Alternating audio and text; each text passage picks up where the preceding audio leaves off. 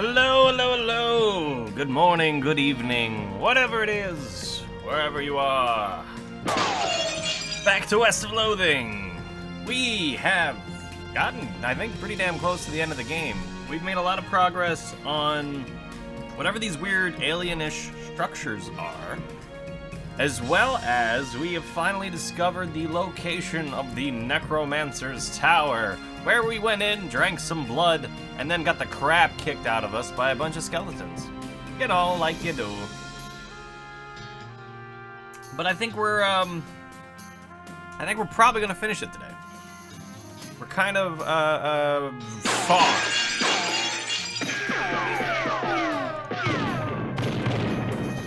Hey, alright.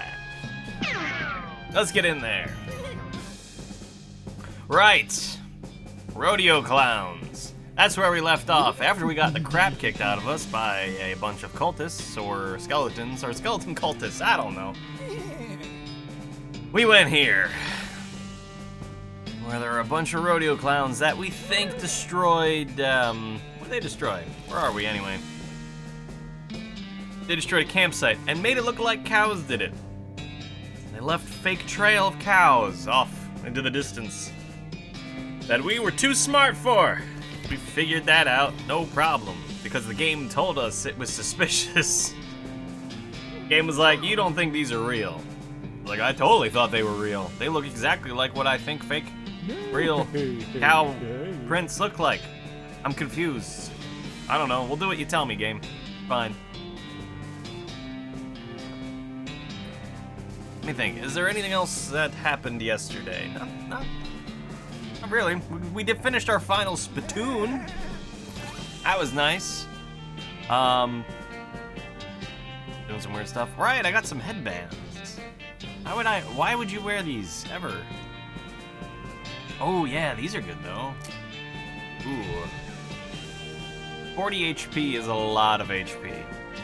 7 mysticality is a pretty good amount of mysticality though. What else did I get? I swear there was another thing I got that I was like, oh, I should put that on. I think it was the ring is what I'm thinking of.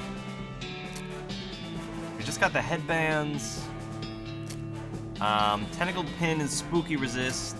Foul pistol. Free poison. Nah, we don't really need that. Monkey wrench. Sea skull. We already are wearing sea skull.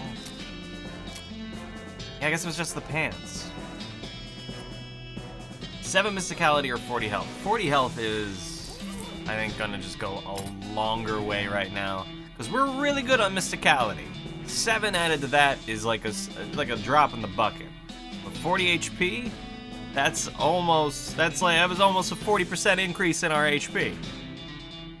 Pretty good. Especially considering how these guys are beating the shit out of me. I may need to, what gives me more HP? This does. I may need some more grits. Really build that up. I need to check something real quick outside of the game. Realized, look. What am I doing? Oh, I won't go into it, but yeah, we're good. We're good. We're good. Alright, let's see what's up with these clowns. This rodeo clown is playing a harmonica. The tune he's playing basically goes doot doot doodle doodle doot doot doo doo. This rodeo clown is eating a comically large punch of meat. He narrows his eyes at you as if to say, mine. Hey, Hearthside, at last a streamer appears. Yay, I'm here! I'm here! You're welcome! I'm here to entertain you, Hearthside. How are you, Hearthside? I hope you are well. You at work today? Or you got work later? Maybe you'd like to pop in on occasion. Let's see what we got. Get to dancing. What? This clown is idly juggling a knife. Howdy, stranger, he says with a smile. Oh, well, that's a nice clown. Can I go in their tent? I can't. You're so working from home? Oh, that's all right. Working from home is nice. You get to be comfortable, but you still gotta work. You know, Say hello. He nods politely but keeps playing. Alright, well then let's talk to this one. We will converse with him. We're gonna shoo him. You again? Howdy. Let's see, you guys are a long way from the circus. Do you know anything about that wrecked camp nearby? Nice knife, or see you later. Let's compliment his knife. Let's start with a compliment. We're gonna ease into this. Nice knife. Thanks, it was a birthday present. Oh, was it your birthday recently? The clown grins at you. Not my birthday, no. Okay then, and he's done talking to me after he falls to the ground. Alright, let's try again. You guys are a long way from the circus. You know about our circus? Yeah, Barnaby Bob's Traveling Circus something, right? Up north? Barnaby Bob's Perfectly Normal Traveling Circus Sideshow. That's the one. It's way up north, though. You guys doing all the way down here? The clowns exchange glances. Camping? You can tell by the campfire. What I mean is, why are you guys camping all the way down here, so far from home? Oh, well, we're on break, so we decided to take in the sights. What sights? This is the middle of nowhere. Nonsense! Check out those cactuses over there. And those mountains, and well, all this sand. Plenty of things to see. Ate some questionable food yesterday. Oh man, I am sorry about your what are polite ways of saying that?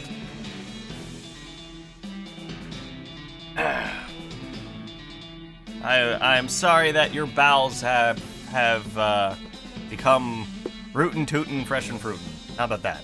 We'll go with that one. Wait a minute.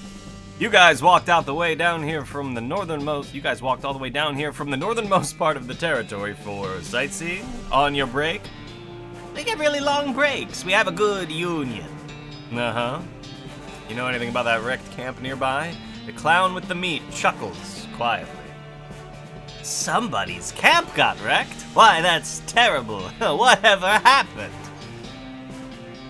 Well, it looks like the work of cows. You know, now that you mention it, we did hear a ruckus coming from not too far away. A lot of, mooing and so on, right, boys? The other two clowns nod in agreement. Sure to wake up rootin' and tootin' at like 3. Oh man, I am sorry. That sucks. What'd you eat? What was it from a place, or did you just like go into the fridge, saw something that looked a little iffy, and you were like, yeah, this is probably still good, and then the rest is history? You guys know a lot about cows, right? Now, why would you assume that? Just because we're clowns? Well, I figured it would come with the territory. It's been a good 20 years since a rodeo was an actual thing, you know. So why do you dress that way? Dress? Oh, well, it's traditional, after all. Isn't it convenient? Or isn't it inconvenient? How do you mean? The makeup and the bag of clothes and all, or, well, it must be hard to talk to people when they're all creeped out. The Japanese bento box. Might have been out too long. Salmon on a bed of rice. Ooh, fish. Yeah, fish is where it gets iffy. Yeah. I'm sorry.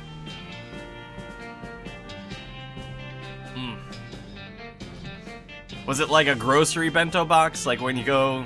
So many grocery stores have sushi now, and I'm always iffy about buying sushi from grocery stores. Like, I'll buy the non-fish sushi.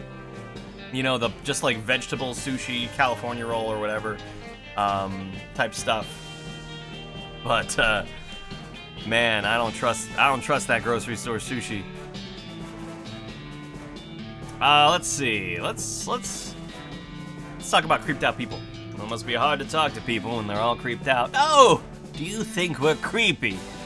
He leers at you, showing yellow teeth. In the flickering light of the campfire, they almost look pointed. Relax, partner. That's just the old stories getting you worked up. You mean the old stories about how demon cows and demon clowns war against each other in hell? And rodeo clowns dress like that because the rodeos were sort of like reenactments of those battles? You've done your homework. So what do you think? Are demon clowns real? Oh, This was at a Japanese grocery. It was authentic, aged authentic. Oh, I'm sorry. That sounds rough. Because it sounds like a thing you want to trust, but, well, I guess that trust has gone out the window. Very loosely and liquidly going out the window.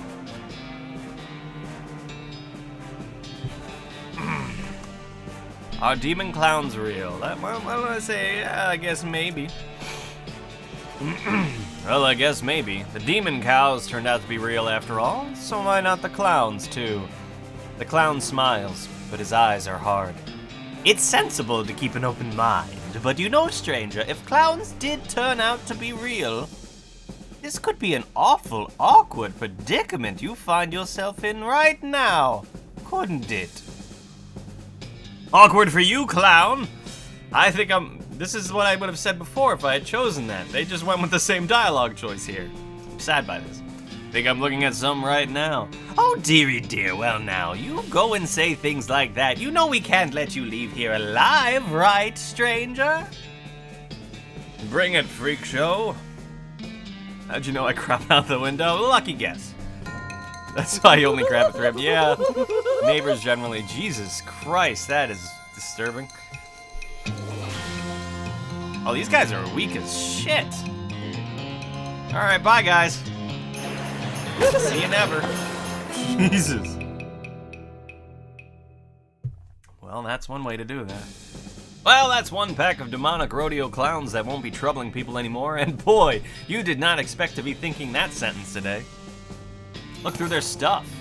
You poke around their campsite for a bit, but don't find anything of value apart from the leader's knife and a ticket to the circus. Well, the harmonica maybe, but that clown had his lips all over it.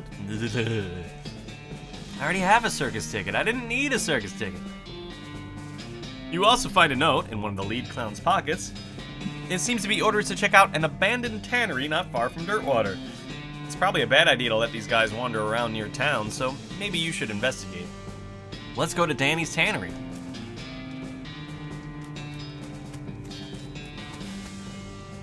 Alright, where is that? We are in the Act 1 section, so I can see why those guys were weak as hell.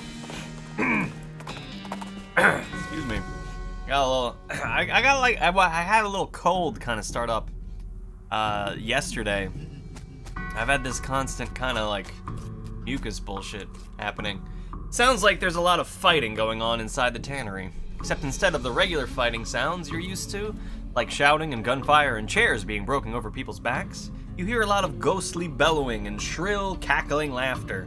Sounds like a real bad scene, in other words. Well, let's go in. As you enter the tannery, the second thing you notice is that the place has been abandoned for years. Probably since the cows came home. A lot of the equipment is wrecked, and all of it is covered with dust. The first thing you notice is that there are a bunch of rodeo clowns in here fighting with... well, they aren't cows exactly. They're more like the possessed skins of cows. That's a little strange because you've seen people wearing, for example, cow leather chaps, and you've never seen anyone being attacked by their chaps. Maybe there's something about the tanning process that makes leather impervious to possession, and these cow ghost whatevers are untanned hides. In any case, the clowns and cows seem preoccupied enough with their fighting that they haven't noticed you. At least, not yet.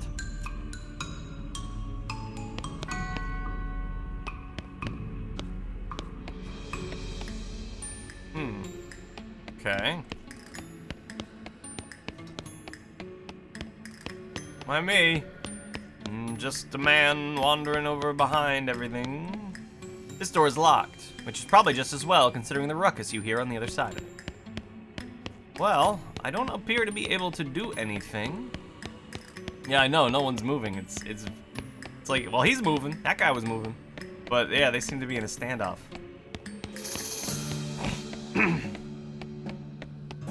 As you approach the clown and weird cow leather ghost thing, they take notice of you and stop fighting while they process this new development.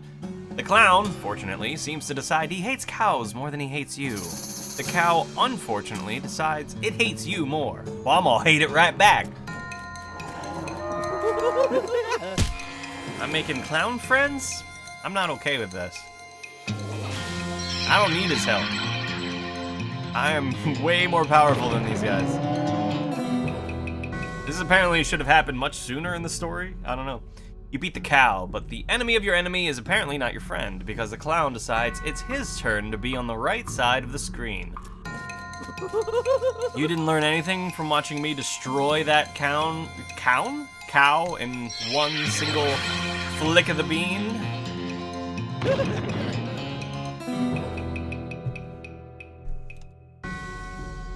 Well, that's one clown and one cow down. You hear a lot more fighting going on in the rest of the tannery, though, so that pat on the back will have to wait till later.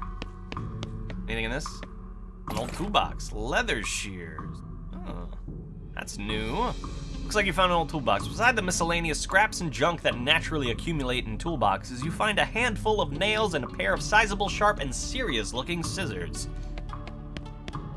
Can't do anything with a lie. Apparently can't go through here. I gotta approach these guys from behind, I guess? Oh, I gotta go through this crowd and then to that crowd. Alright. There's my wife. Hello. Your attempt to sneak up on the cows fails, assuming you were even sneaking and not just moseying over. The cows appear all too willing to add your face to the list of faces they hate, and turn their attention from the clowns, who jump on this opportunity to get the jump on their ancient enemies. Join the fracas!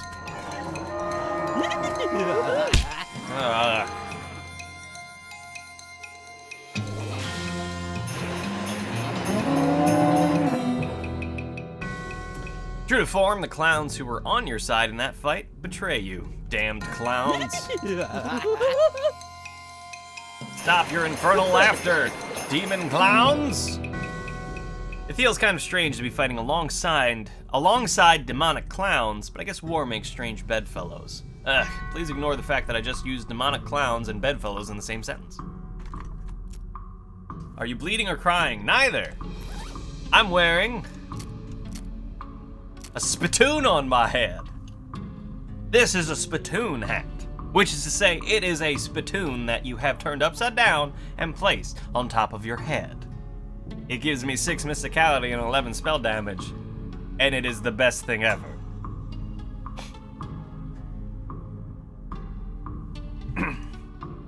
So not bleeding. Oh, it's definitely not clean. I got my hands all up inside it yesterday. You missed that part.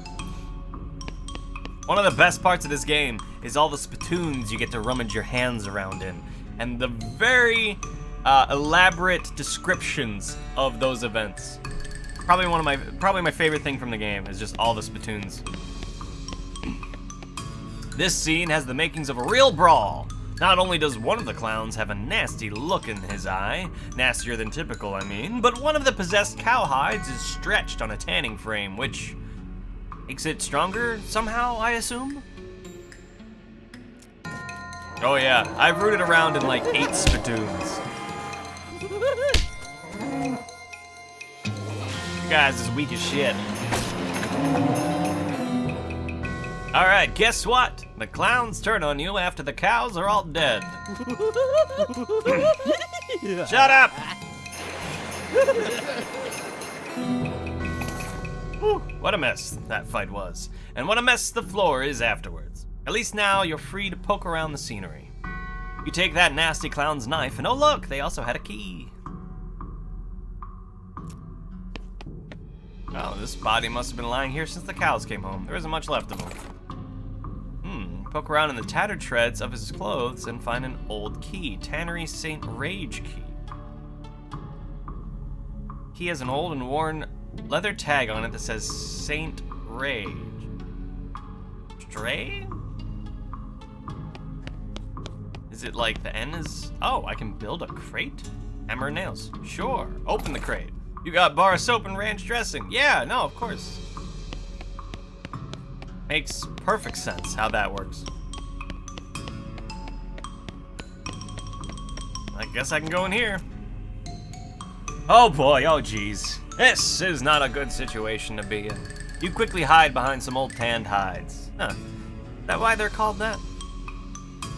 There are 3 clowns out here, each armed with a nasty looking knife. One of them is licking his knife, and the sound makes you think maybe he is literally sharpening the blade on his tongue. They are facing down 2 of the stretched hide cows and a monstrous thing that looks like an entire cow skeleton draped in flayed cow skin.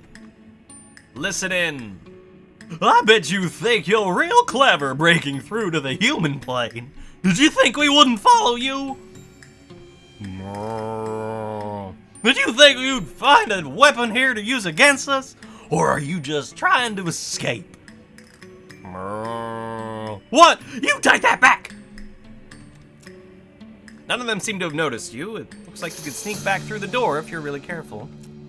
Or, you know, I'm just gonna put this out there. Instead of, you know, leaving, I could just wander in and murder the shit out of all of them. When they see you, the clowns and cows stop hissing and mooing and posturing at each other. Hey, who the hell are you? Candy Graham? Uh-oh. Now's our chance, get him!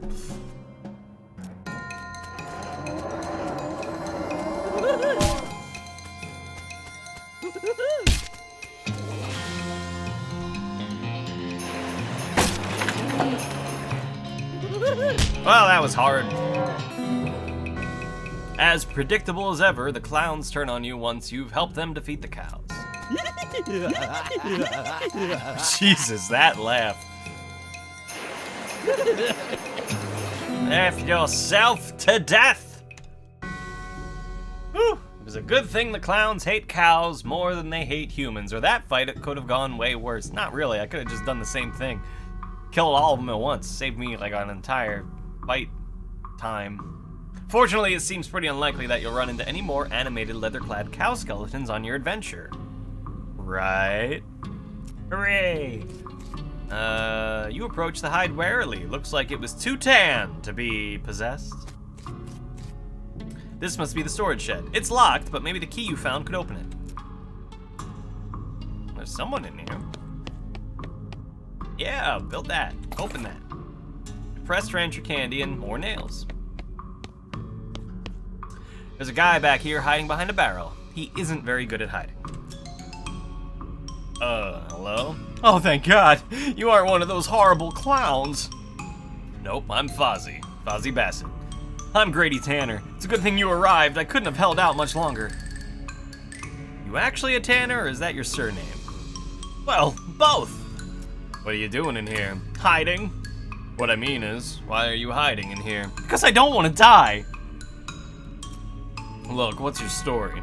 Well, I was scavenging for tanning materials. Cow's bane ain't as easy to get a hold of as it was in the old days. But while I was searching, those cows showed up, and then those clowns showed up, so I locked myself in here to hide.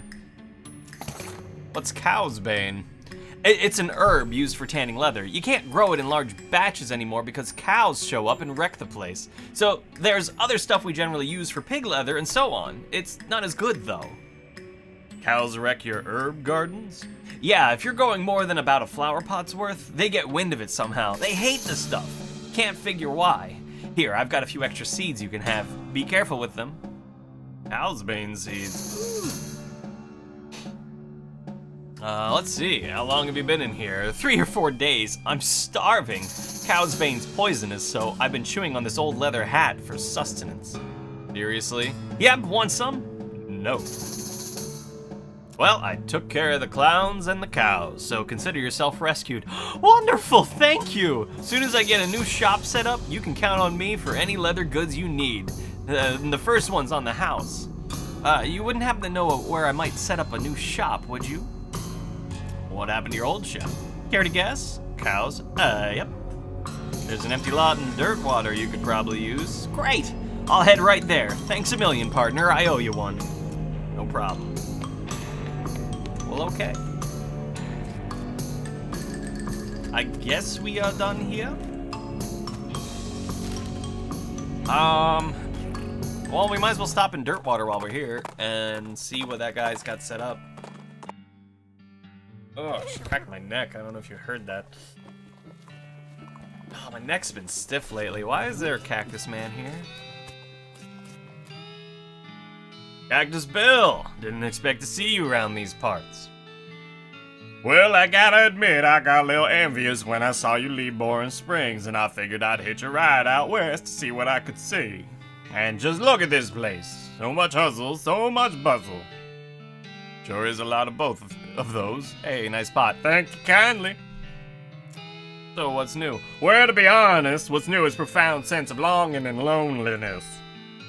Sorry to hear that, Bill. Well, it is what it is. I was hoping I'd run across a similarly lonely cactus lady somewhere out here, or, failing that, a normal human lady looking to marry a cactus. No luck? Not yet. Of course, getting around is a bit of a challenge. But us cactuses live a long life. Sure, I'll meet somebody. Someday. I'll keep an eye out. Heck, I sure would appreciate it. This is a pretty big... Oh, that map? Yeah, dude. Yeah, the map gets a bit filled in, and I haven't even finished exploring over here, and the stuff keeps popping up on in these areas too. What's your... Alright. I'm sure whatever they're doing is completely normal. Let's go to Grady's Fine Leather Goods. Well, hey there, Fozzie. Welcome to my shop. Looks like you've gotten yourself set up pretty nicely. Sure have! Here, let me give you a little something as thanks for helping me out. Have a sharpening strop on the house. Increase the damage of your melee weapon by 3 to 4. Oh, thanks. Just let me know if there's anything else I can do for you. Show me your goods. Armor and spell damage. Well, right now I got the one that gives me 40 health.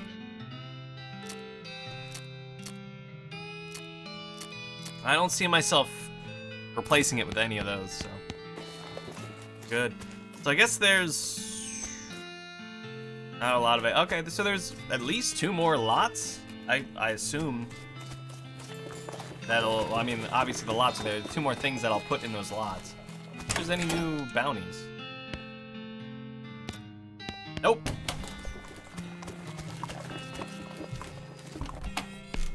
Any news here? Any mail for you? Oh, a package came from me. A package from Rufus. What's in the package? What's in the box? Portable arcane oven. Installs an arcane oven in your room at the Jewel. Whoa.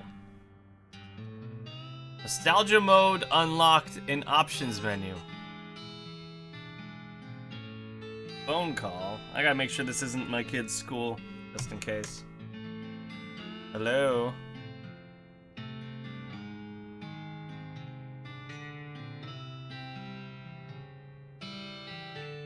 Yeah, that's what I thought. One of those bullshit calls where you pick up the phone and it's silence and then it hangs up on you. And now I'm gonna get a million of them because they verified that it's a working number because they're a bag of dicks. Now I'm gonna get one where it's like, hi, you stayed in one of our resorts recently? No, I didn't, because I haven't stayed in any fucking resorts recently, you assholes. It's a suspicious hello because I know, I was like 90% sure it wasn't my kid's school because I have most of their numbers saved in my phone. But I don't, I can't take the chance during the day. Ugh, assholes. Oh, nostalgia mode, huh?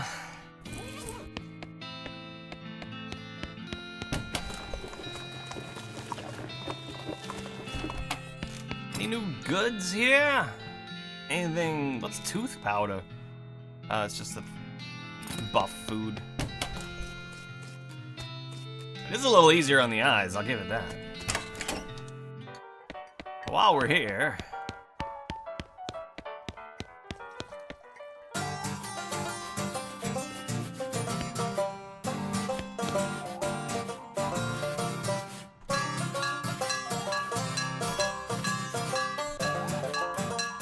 Alright, I can't keep the beat. So it looks like there's a 5th person.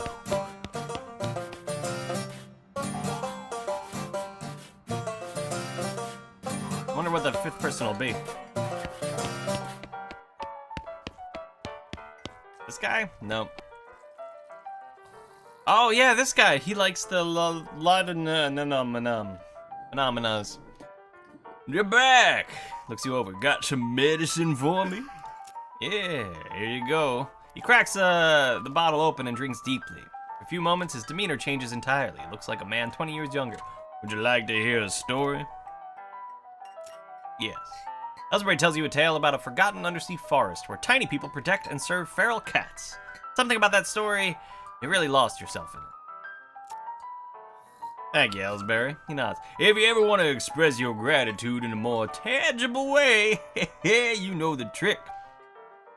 Goes back to listening to the piano. I think I got more than one bottle. Here you go. Yes. Tells you a tale about a forgotten monastery where hyper-intelligent trees battle against barbaric horses. Something about that story, you really lost yourself in. I don't know if I have more. Nope.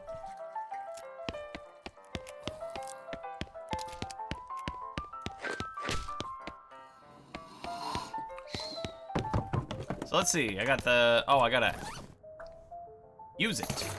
You install the arcane oven next to the window. As you go to throw the crate away, you notice that there are some beans nestled in the packing material. All-purpose beans.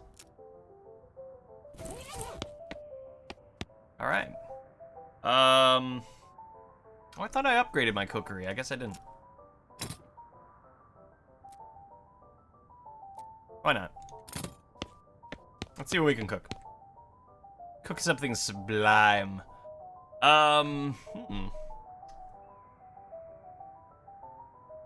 Elemental resistance, item bonus, or 9 to all stats. 9 to all stats is pretty good.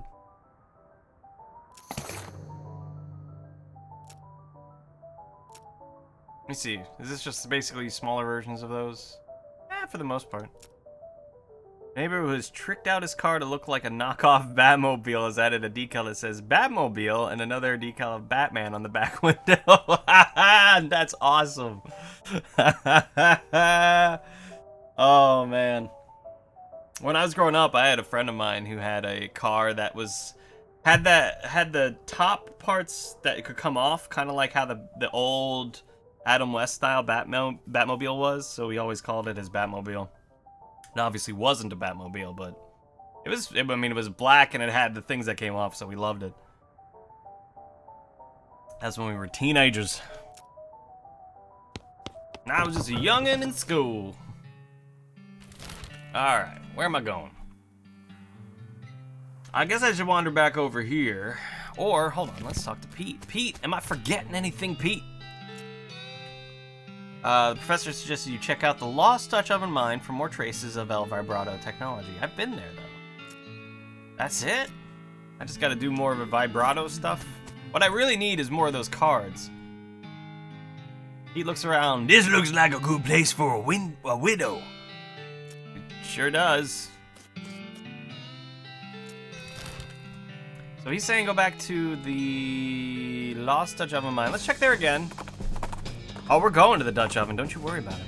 You came across a goblin, marching around in the woods. They're taller than a typical goblin, probably because their boots are taller than typical goblin boots. In fact, these boots are so tall, they must be half stuffed with socks to keep the tops from jamming the goblin in the groin. The goblin sees you and marches over, attempting to look intimidating instead of awkward. Hey, human! Hey, what you doing in this place? This my ground to stomping. Do you mean your stomping grounds? What? Your boots, which are very tall, I am seeing. Yes, tall boots to having. So tall, so also tall am I. God, this guy's like a Trump goblin. That's cool, but they are uncomfortable seeming very. I to having no sensation in my feet now, so this is fine. Help it with his feet problem. Wait, waiting. Your feet cannot to feeling? Perhaps they have leaving entirely. Okay, that's bad. Oh? Let me having a look. You don't know much about goblin physiology, but you're pretty sure their feet shouldn't be brown when the rest of them is green. It takes some doing, but you eventually manage to convince the goblin that it probably shouldn't wear those boots until they can be altered to fit it properly, and bandage it up a bit. Then it's on its way. The goblin thanks you and gives you some meat in exchange for your medical services before hobbling away. Oh, I really was convinced I was getting boots out of this deal. I apparently am not. Alright, Dutch oven mine again. I don't know if there was anything else here to do. I mostly just don't remember.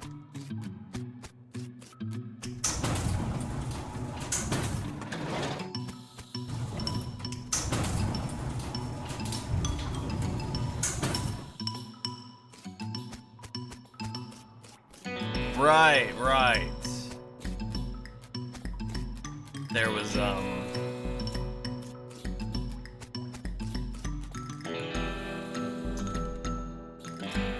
what am I, is there something I'm supposed to do here? It doesn't seem like it. The only vibrato stuff I have, I think, are these things and the sensor. Oh, I never returned the Desert Ape skeleton. Let's go do that. Where's the pet cemetery?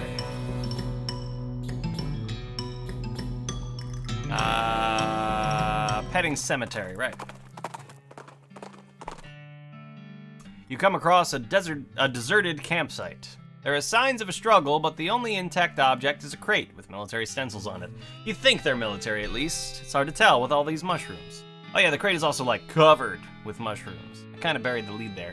It looks pretty flimsy, but you're not 100% sure you want to touch it. Well, we'll use the crowbar. And we get stuff. We got more stuff. Got all sorts of stuff.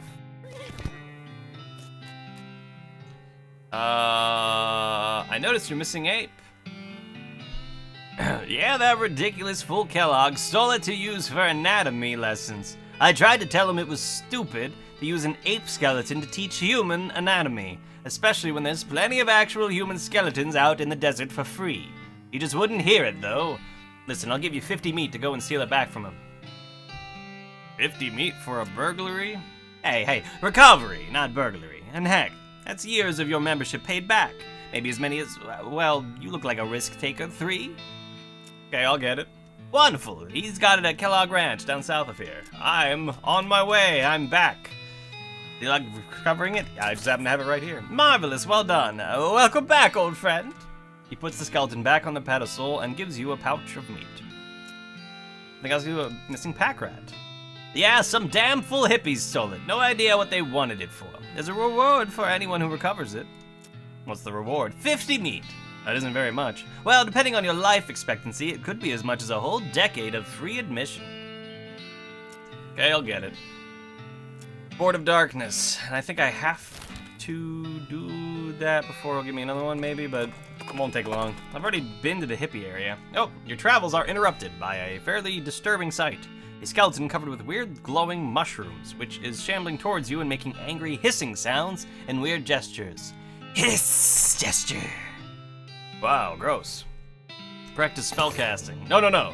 You're getting these gestures all wrong. You're not accounting for your arms being lighter than normal, so the momentum is all out of kilter. Hiss? I'll demonstrate without actually casting the spell. Watch closely. You wave your arms in a complicated pattern, which the skeleton observes and then duplicates. The spell causes all the mushrooms to explode, blowing them apart. You got a mushroom-covered bone.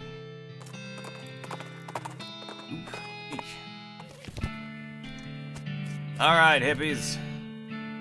Where the hell's this pack rat? Nope.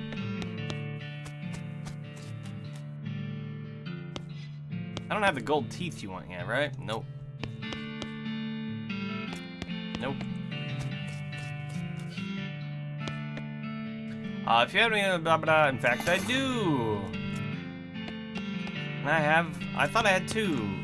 Oh, right, I used one. Wait, wouldn't the pack rat? That's it.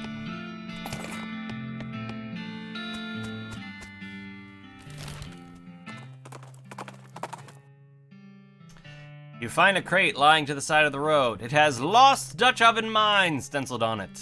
Isn't that way in the opposite corner of the territory? That's pretty lost. Open it.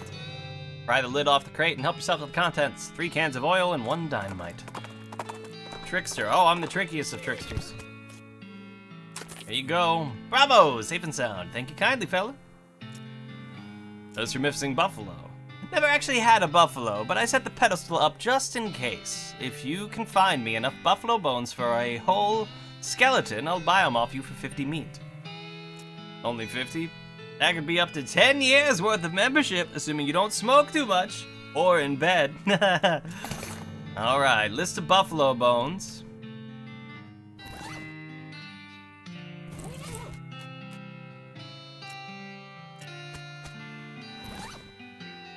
Doesn't tell me anything.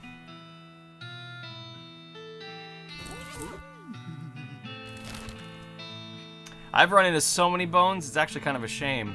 Because I could probably get a really good, probably would have been able to get that already. Let me see, speed. The pack rat increases your item drop bonus for the rest of the day. And then the ape does what? Maximum AP for the rest of the day. I done turtle last time. All damage might be good. Armor's not playing as much of a role. Well, yeah, let's do that. How much do we get from the owl? 13, that's pretty good.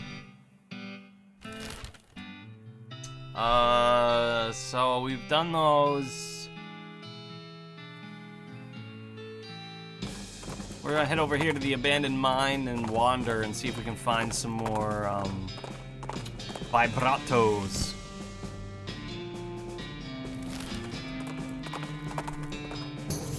Hey, you see a familiar outline of an army fort, and zag curveball towards it to investigate. Sign says fort unnecessary. Let's go.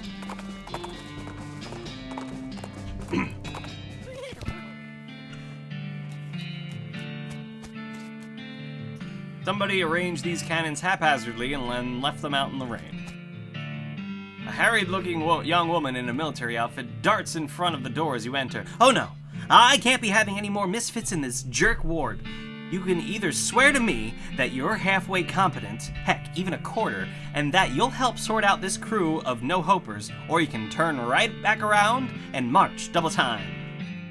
Sure, I'll help. Alright, I'm gonna hold you to that promise. Come on in.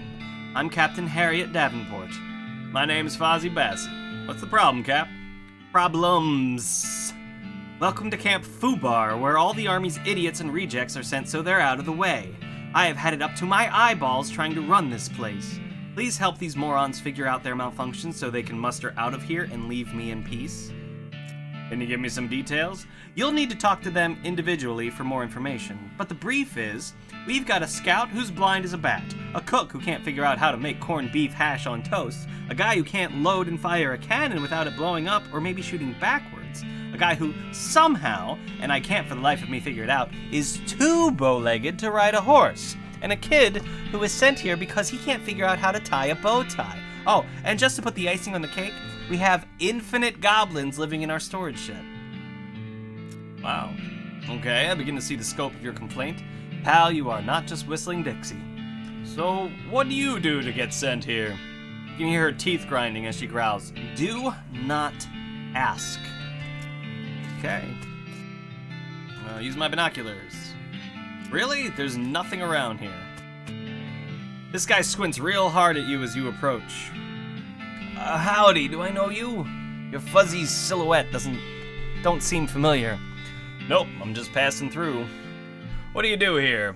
Well, I'm supposed to be a scout, but I went and broke my only pair of glasses. Without them, I can't see a dang thing.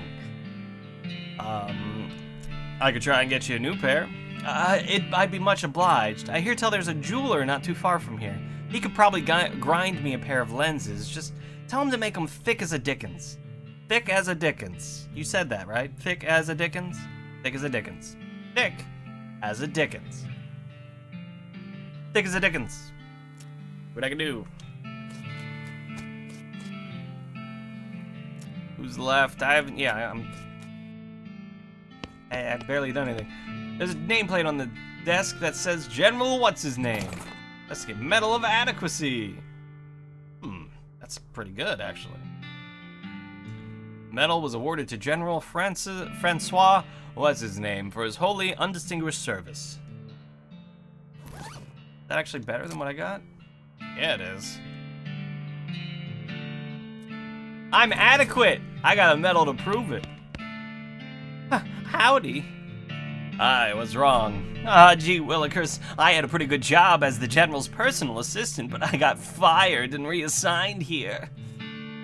What happened? Everything was great at first. I'm pretty good at scheduling, and I can write shorthand, and I'm an A+ boot polisher. But then the General went and decided he'd look more serious and sophisticated with a bow tie, and he expected me to do the tying for him. No good? Nope. I can do a sheep shank and a bowline and a clover hinge, but But for the life of me, I can't get a bow tie to look right. The general sent me back out here with one to practice on and said not to come back till I'd got it. Yeah, bow ties are a real bastard to tie, right? Whoever invented that was a jerk. Here, try this clip-on one instead. Tell the general it'll save precious minutes he can use for generaling. Neat. Okay, thanks. He runs out of the building, waving the bow tie in the air. Stuff, stuff, stuff, stuff. Howdy, Private. Cooker. Ow. Appropriate. Well, it would be if I knew how to cook, like, even a little bit. What seems to be the trouble? We've only got 2 ingredients here, and I cannot for the life of me figure out how to combine them. What are the ingredients? Corned beef hash and toast. Let's see, try to help him with a metaphor. Yeah. What have you thought of toast as... a shingle? He nods, seeming to understand where you're going with this, and think of the corned beef as... ginola. So I should put the corned beef hash under... No, I'm sorry, I don't get it. Let me try again, yeah. Jingle on... your head. Nope. Shingle, corncob pipe. Nope. A road map and a hole in the ground. Nope. What?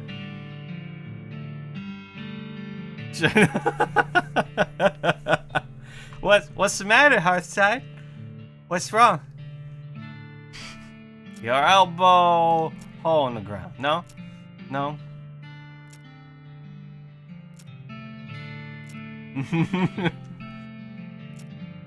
Shoe, Ginola. There it is.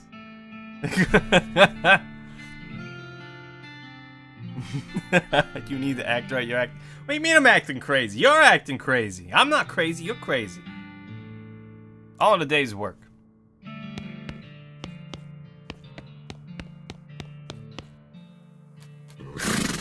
This horse has 4 left legs. Howdy, they call me Private Bowlegs. I can see why you seem uncomfortable. You ain't kidding. Look at my legs. They're bent so far out I can't hardly touch both knees at once. Walking hurts like a dickens. Captain said it keeps you from riding a horse. Yep, they're too wide. Horse slips right out between them. Huh. I think I could ride a mule, though. What with them being a tad low to the ground. Bend his legs back. Oh, man. Where would you get a mule? There's a place up north that rents them out, but I can't get out there myself, so I'd need someone to go set up the contract on my behalf and have them send me one. Alamo Rent-A-Mule. Alright, I'll go check it out. The sign on the front says, Important gun storage, no goblins. You open the door a crack and take a peek. Naturally, the shed is crammed full of goblins, to the ceiling. They're barely recognizable as individual goblins. You try and talk to them, but they're just babbling insanely. Howdy, what's the haps? I'm supposed to be a cannoneer, but I'm terrible at loading cannons. They always explode, except not the way they're supposed to explode, or else they don't explode at all. The only time I ever got one to fire right, the cannonball knocked my sergeant's hat off, and he was standing behind me. Still can't figure out how that happened. So they assigned me to this loser squad and said I can't report back for a proper duty until I figured out how to load a cannon right. Well, I got the book, Cannon Loading for Idiots. There, maybe this'll help. Oh, well, let's see. He flips through the pages, which have big numbered diagrams. Oh, you take the stick back out before you put the cannonball in. Well, that certainly sounds easier. He carefully follows along the directions in the book and successfully fires a cannonball over the wall of the fort. I did it! Wow, great! Thanks a lot! I'm gonna go get my new assignment right away.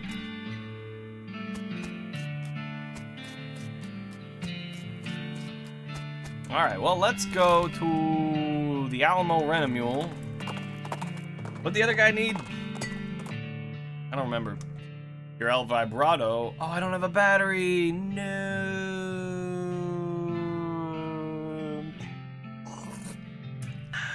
Oh.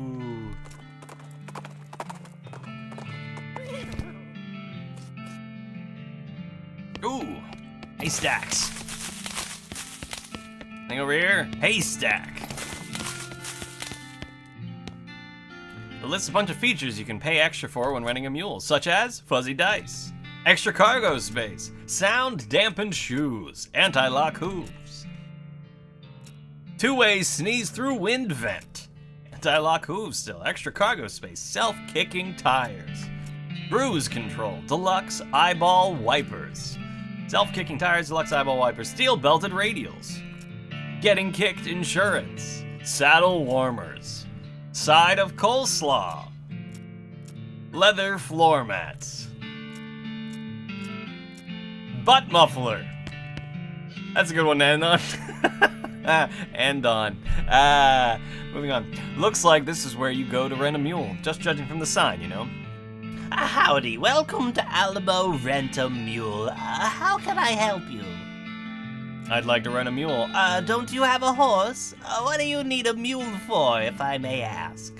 Oh, it's not for me. I'm picking one up for someone else. Oh, all right, that will be 1,500 meat.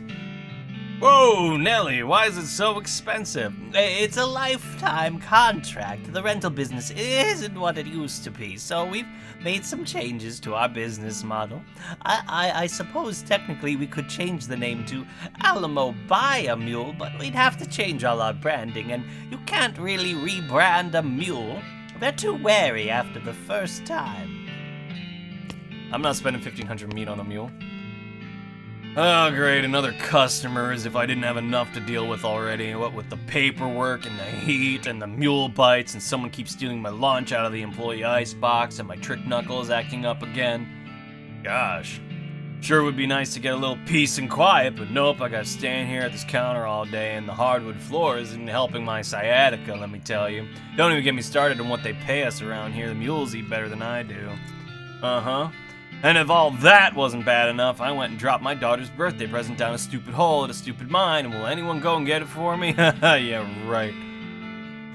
You mean this bracelet? Wow! Hey, thanks a bundle. It's a real tragedy that there are so few selfless and kind-hearted people like you in the world, willing to do a hugely dangerous favor for a total stranger, without any expectation of a reward. Yeah, sure. How's it going? Oh, pretty typical, by which I mean horrible. My shins are acting up and my eyebrows are on the fritz, and you wouldn't believe the amount of paperwork I've got to do, but of course the pencil sharpener is broken, so I have to sharpen my pencil by hand with a nail file, and a scorpion got in my coffee and I drank half of it. Oh, the scorpion drank half of it. Leave him, he was complaining. Oh, I get it. It's complaints. He's complaining.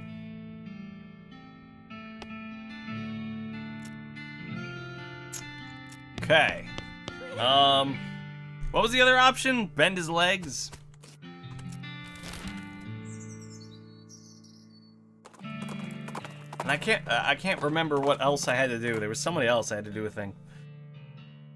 A thin stream of smoke over the next hill indicates a nearby campfire. So you decide to check it out. Turns out instead to be a man strolling around nonchalantly. He's wearing a top hat, which is on fire. Hey, mister, your hat's on fire. Yes, I know. You don't seem particularly bothered by it. Well, I don't think panicking would solve anything. Guess you have a point, of sorts. So what's your deal? My deal? Well, I'm an artist. Oh, I see. So this is some kind of performance art thing? Oh, you mean the hat? No, that's just a coincidence. I'm a painter. Mister, you need to take that hat off. You'll roast your brain. Perhaps, but think how handy it will be for reading at night. Playing out fire is bad for the head. Look, I'll put it this way. You're an artist, right? You depend on your eyes for your ability to create. Well, once your hat burns down far enough, your eyeballs are going to boil in their sockets. Ah, well, that would put a hamper on my painting. Of course, well, before that happens, your brain will roast. Starting with the parietal lobes on top, which govern visual perception and object manipulation. Oh my, very well. You've made your point here. Burning top hat, 8 mysticality. I don't know if it's better than my spittoon, but we'll take a look. Spittoon hat is 6 mysticality and 11 spell damage. I feel like the 11 spell damage makes up for the trade-off there. Oh, right, glasses. You need glasses. No, I'm not. I didn't mean to talk to you, lady. Alright. I need 45 muscle. It's gonna be hard to get there. If only there was something that would give me a bunch of extra muscle. Like, hold on, I know just the thing. My Kurt's Fit pants! Ooh, yeah, now I'm ready. Bend his legs, backs. Backs? Back.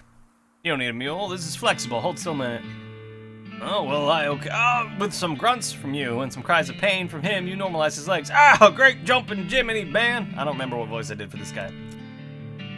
Oh, don't be a baby. Look, they're much straighter now. Guess I can't deny that. He winces as he mounts the nearby horse and rides out of the camp. Alright, so that's done. Let me switch my pants back. A bearskin pants. It was the jeweler's cap. That's right. You come to a fork in the road. A pair of twins are standing near a sign that says, "Warning, vicious bears." You ask the guys which path is safe, and they say they'd be glad to tell you, but one of them always lies, and the other always tells the truth. Solve this tricky riddle. You suggest kicking both men repeatedly in the junk until they agree which is the correct path, and they both point to the left.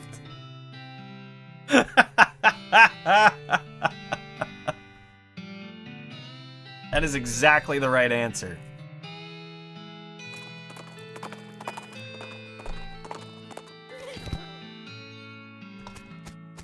Alright, what do I need for these glasses? Let's see, so there was this one again. Welcome back. Have you brought any gemstone that you would like Master Gerald to craft into rings for you? I need a pair of eyeglasses for a nearly blind watchtower lookout. Can you guys make them for me? The clerk translates the question for Master Gerald, who thinks about it and then nods. Having some old soda bottles for grinding down should working fine. He says yes, but we have some glass of the finest optical quality. Is 500 meat acceptable? Sure. Clerk invites you to have a seat in their living area, while Master Gerald gets to work cutting and grinding some glass into lenses and setting them into wireframes.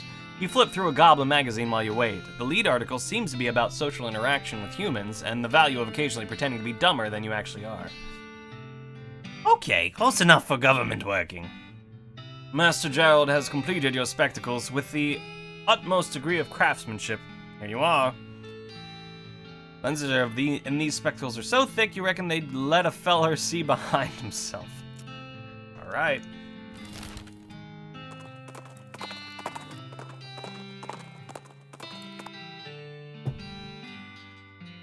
Looks like you found an abandoned crate of military supplies. Since it's addressed to Fort Unnecessary, perhaps the shippers took that to heart.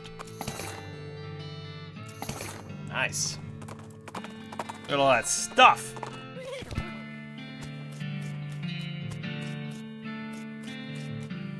Hold on. I gotta help the guy first. Howdy, have we met? I can't see a dang thing without my glasses. Yeah, I'm the one who went to find you a new pair. Oh, right. Any luck with that? Here, try these on. Takes glasses and puts them on, then looks around, blinking. Well, I'll be. Never realized what a dump this place is. Climbs up on top of the watchtower and peers out over the countryside. They work. I can see a dang thing. Hooray! Great. Great job. That's everyone dealt with and out of here. And that means I'm finally out of this hellhole too. If we ever cross paths again, I really owe you one. Captain Davenport frisbees her clipboard, snaps you a salute, and marches out of the fort. Alright, got a bunch of XP I could spend. Increase my spell damage. I did talk about increasing my HP. 10 HP for 320 health.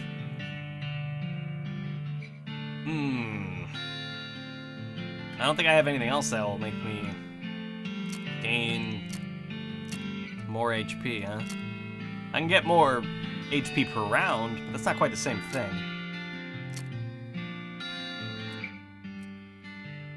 Probably not a bad idea to up a lot of these.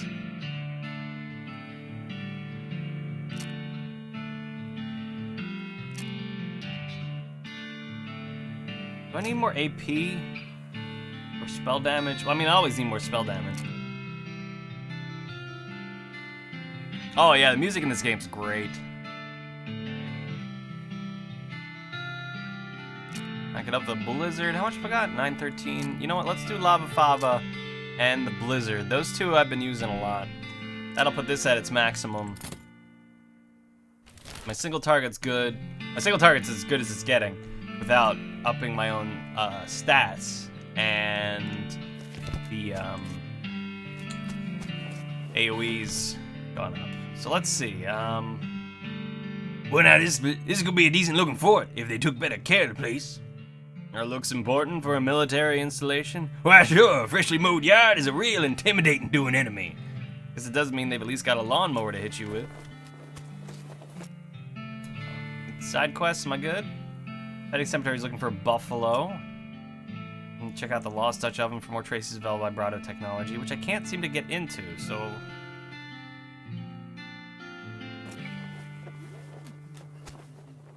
Is there maybe something else there that I'm missing?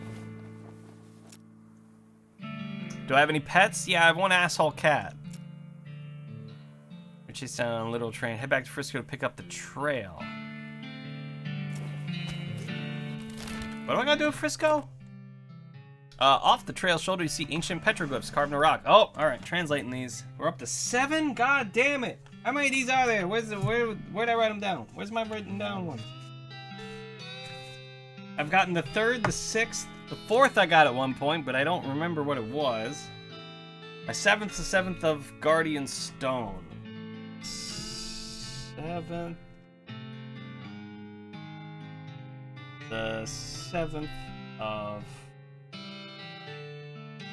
Guardian Stone. These have got to mean something. I keep running into them.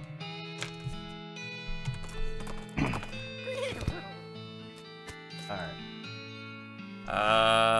Yep, Norton took the train. We know. Can't do anything there yet.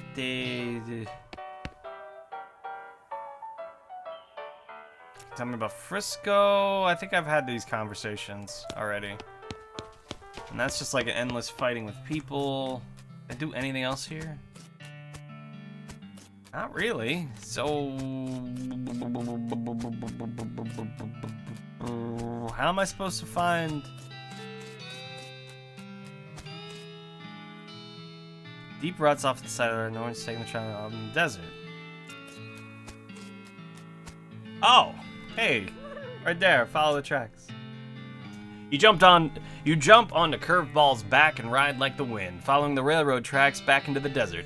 When you finally catch up, you stand up on Curveball's saddle and leap onto the back of the train like a real badass, just barely catching the edge of the roof and pulling yourself up. Here's hoping you don't have to do that again. Your stuntman could have been killed. Looks like Pete decided not to join you. Yeah, sure, whatever. On account of not having a stuntman. So you're on your own until you get back to Frisco. It's go time! The ladder leading into the train car below. Let's see what this guy's got to say. You are feeling neither fair nor square. Take the train back by force. He was here. Hop off, head back to Frisco. Someone has carefully stacked these crates with this end up arrows all pointing in different directions. Barrels labeled hand fruit, pickled crackers, nubs. Safe cracking 5. Oh man. Hey, Grenade Blade, how you doing today, man?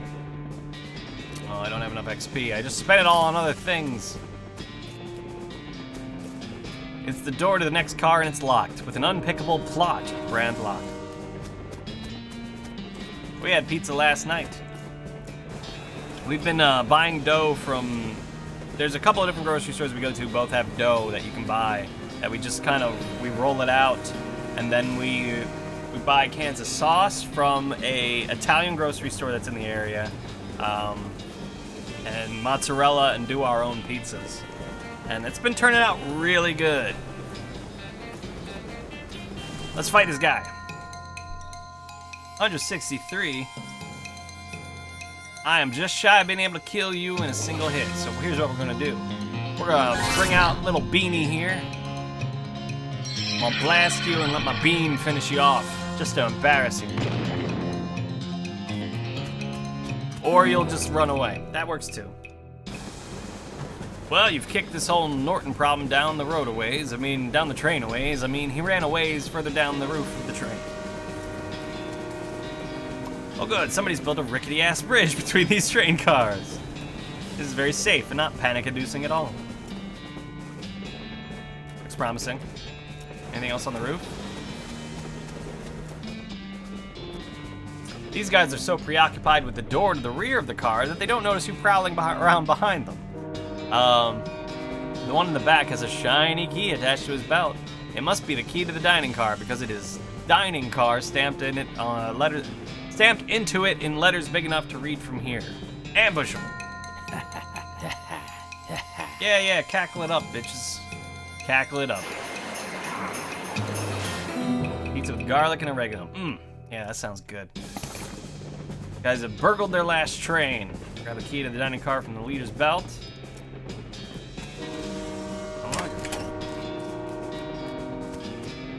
One of those fancy silver dome things on it. Investigate. You've never wanted anything more in your life than you want to lift up this dome and see what's under it. But you're not sure you can muster the amount of culinary expertise it requires to properly reveal a dish of such presumed quality. Now we're gonna do it. Voila! Oh, it's just cream pie, shaving cream. What kind of lunatics are running the food service on this train?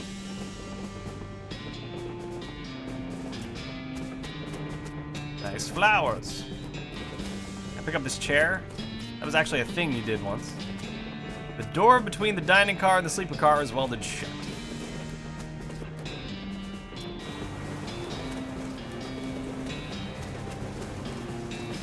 Wait, there's Norton. You've got a clear shot at him from here, but if you want to throw that pie at him, yeah, throw the pie! Boom! Ha-ha! Suck it, Norton! Why is this guy hanging out on the top of a moving train with a knife? No, we're gonna check down here. Maybe better read that note. I want to. Here we go. The note says, I've hidden the key to the forward passenger car in my luggage to make it easier for me to murder everyone in the sleeper car. Sincerely, the train murderer. P.S. Come to the roof of the sleeper car in the next 55 minutes if you want a murdering. One of these sleeping compartments must belong to the murderer. Inside, you open the door of the first passenger compartment. The sole occupant is a little boy about 10 years old, wearing a blue suit and knickerbockers. Oh, hello, sir. Is something wrong? Nothing you need to worry about, kid. I'm on the trail of a bad guy. Do you mean a murderer, sir? I'm pretty sure there's one on this train, and they don't call me the world's greatest detective for nothing. What's your name, kid? I probably shouldn't say, sir. There might be a copyright thing. Okay, well, I'm pretty sure I can handle this. Just let me ask you one question, and then you should lock your door after I'm gone. I understand, sir. What would you like to know? Are you on the roof of the train? Excuse me? The murderer left a note saying he's on the roof of the train. Are you? No, sir. I'm in my passenger compartment. All right, good. That'll be all.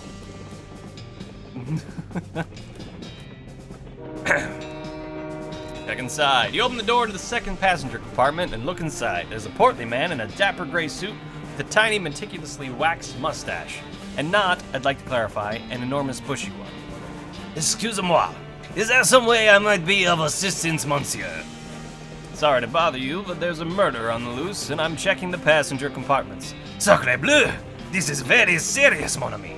Allow me to proffer to you the use of my little gray cells. I don't know what that means, but no thank you. Let me just ask you one question. Why, certainly, I am at your service. Are you on the roof of the train? The roof of the train, monsieur? Right now? That's right. No, I am here in conversation with you. Good. That's all.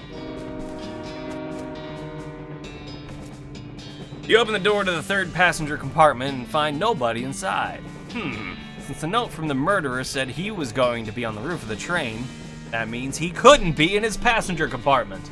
And since there's no one inside this passenger compartment, whoever the compartment belongs to can only, by process of elimination, be on the roof. Which means the person who rented this compartment must be the murderer. Probably. The only clue you find in here is a luggage ticket, though. It has the number 3 on it. 4. The only passenger in this compartment is a middle-aged woman who is writing something in a notebook. She looks up at you as you enter and greets you with a friendly northeastern accent. What kind of northeastern accent are they talking? Why, hello. Is there something you need, dear? Sorry to bother you, ma'am. I don't want to alarm you, but there's a murderer on board the train and I'm investigating. A murderer on the train? My goodness. That would be a wonderful premise for my next novel. Sure, why not? Anyway, I just need to ask you one question. Go right ahead, dear. According to my evidence, the murderer is on the roof of the train. Are you on the roof of the train? No. No, dear. All right, thanks for your time. Would you like a meat pie? They're homemade. No thanks. Just have a look at this playing card before you go. Bye. I think that's supposed to be the lady from Murder, She Wrote. I think. I don't know. I never watched Murder, She Wrote. I can't remember the actress's name. The only reason I think that is because of the meat pie reference, because she also played the lady in Sweeney Todd who makes the meat pies. Angela Lansbury, yes. I think that's who they were trying to be. There, I'm guessing. That is my assumption. You find bag number 3, and it has the key to the forward passenger car inside. That's very strong corroborating evidence for your theory of who the murderer is. I unlock the door, but there's a murderer on the roof. Charge him! Are you on the roof right now? Are you the murderer?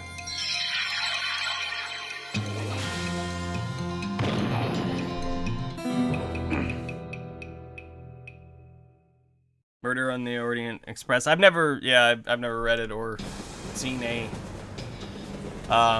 rendition of it, I should say. Did they make meat pies? You put an end to the train murderer's reign of murder. Rifle through his pockets. They're empty, except for his luggage tag. Turns out his tag is number 3. Hooray!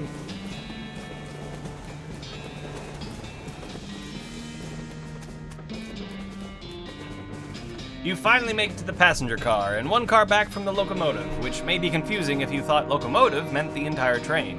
So I could just say the engine, except that also refers to the engine itself, that is, the actual steam engine that makes the train go, and not just the frontmost car of the train. Anyway, you're in the passenger car. Suddenly, Norton clambers in the window. He must have dramatically clung to the side of the train in order to reveal at the last minute that he hadn't actually been defeated. Dang it. He runs into the frontmost car of the train and locks the door. What a jerk. Maybe you could get some of the passengers to help break the door down and arrest him, or maybe you just kick the door down and shoot him until he can't bother anybody anymore. Up to you. This guy is totally pranticking, which is a word I just made up that means ranting in a frantic panic. Everyone else is ignoring him as hard as they can. Hey buddy, you okay? It's all a lie! We've never even got to Frisco! Frisco probably doesn't even exist! They've been testing to see how long we can survive on complimentary peanuts and bottled water, and now they're driving us out into the desert to some kind of government camp. They're gonna use our organs to fuel alien flying machines. Leave him to it. Good work there. Someone ignores you. This professorial looking guy is frowning at a sheet of paper and occasionally scribbling on it with a pencil and then erasing what he just wrote. Excuse me, can you help me with something? Sorry, I'm busy. Ask my wife or my daughter. God knows she could do with something to keep her occupied. What are you doing? I'm quite academic. I'm sure you wouldn't understand. Try me. If you must know, I'm a scholar of foreign antiquities. I'm attempting to resolve this ancient conundrum from the Far East. He shows you a sheet of paper covered with little boxes, some of which have numbers in them. He's doing Sudoku. Solve it for him. That's a Sudoku. My little brother thinks they're for babies. What? Look, this box can't be a 3 or a 7 because you've got those there and there, so it has to be a 4. Which means it's 5 here and 9 there. And if that's a 9, well, then this can't be, so it's a 7. And this one's a 2. You quickly fill in the rest of the puzzle. Well, damn it. What fun is it if you just solve it for me? That's a note that should be given to, like, 90% of Twitch chat out there during puzzle games. Sorry, will you help me break down the door to the engine and arrest the Emperor? Well, I guess I've got nothing better to do. Cool. This woman is focusing on her knitting and ignoring the general commotion. She must have been knitting the whole trip because the scarf she's made could accommodate a whole marching band. Fuck her. Excuse me, ma'am. Whatever it is, I want no part of it. I keep myself to myself, and I've no desire to get involved. Thank you very much. Come on, this is important. Crazy guy stole the train, and I need help arresting him, or you'll never get to Frisco. I'm sure everything will sort itself out in the end, and in the meantime, I have plenty of woe. Appeal to her pride. Ma'am, is that your daughter? Yes, she is. What about her? What would you like her memory of this absurdly long train ride to be? That her mother was a hero who helped stop the bad guy, or that she sat powerlessly knitting while the menfolk did everything? What sort of role model would you prefer to be? That is tantamount to emotional extortion, young man. It's your choice, ma'am. Fine. Feel the dirty knowledge seeping into your skin. You bastards!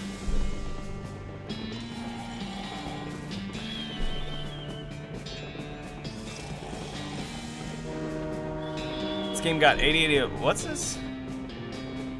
This game got 88 Metascore, 1033 positive to 14 negative. How did this game get a negative?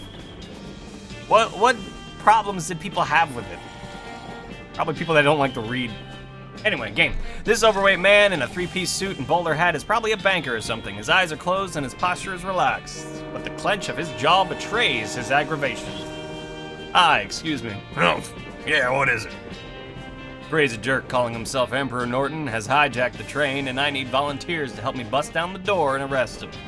I see, And will you help me? No, I'd really rather not. That sounds quite strenuous, perhaps even dangerous.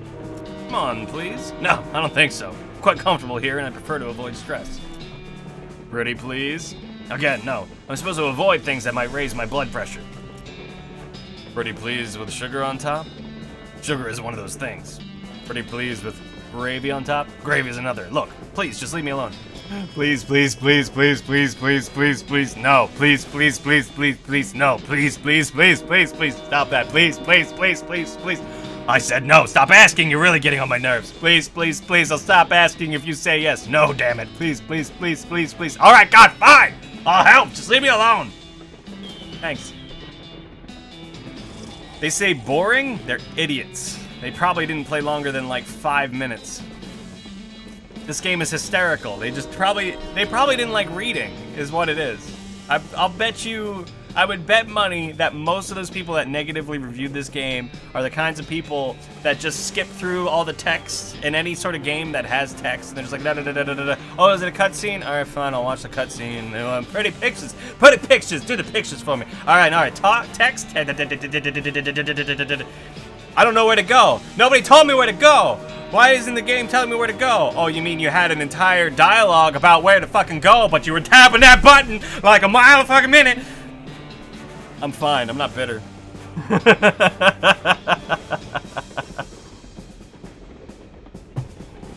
This lady is flipping through a book titled Birds of the Western Territory. Since most of the place is desert, it isn't a very long book. Excuse me, ma'am? Yes? A crazed psycho has taken over the train's engine car, and I need volunteers to help break down the door and arrest him. Oh my, I certainly couldn't be of any help with that. I'm very conflict averse. What if I told you he hates birds and is determined to outlaw them from territory after he seizes power? It's very sly, but I know you're only saying that because you saw the book I was reading. Yeah, you got me there. Any other ideas to convince me? Suddenly you hear a tapping at the passenger car window. What the? Russell! You open the window and your pet crow Russell flaps in and perches on your shoulder.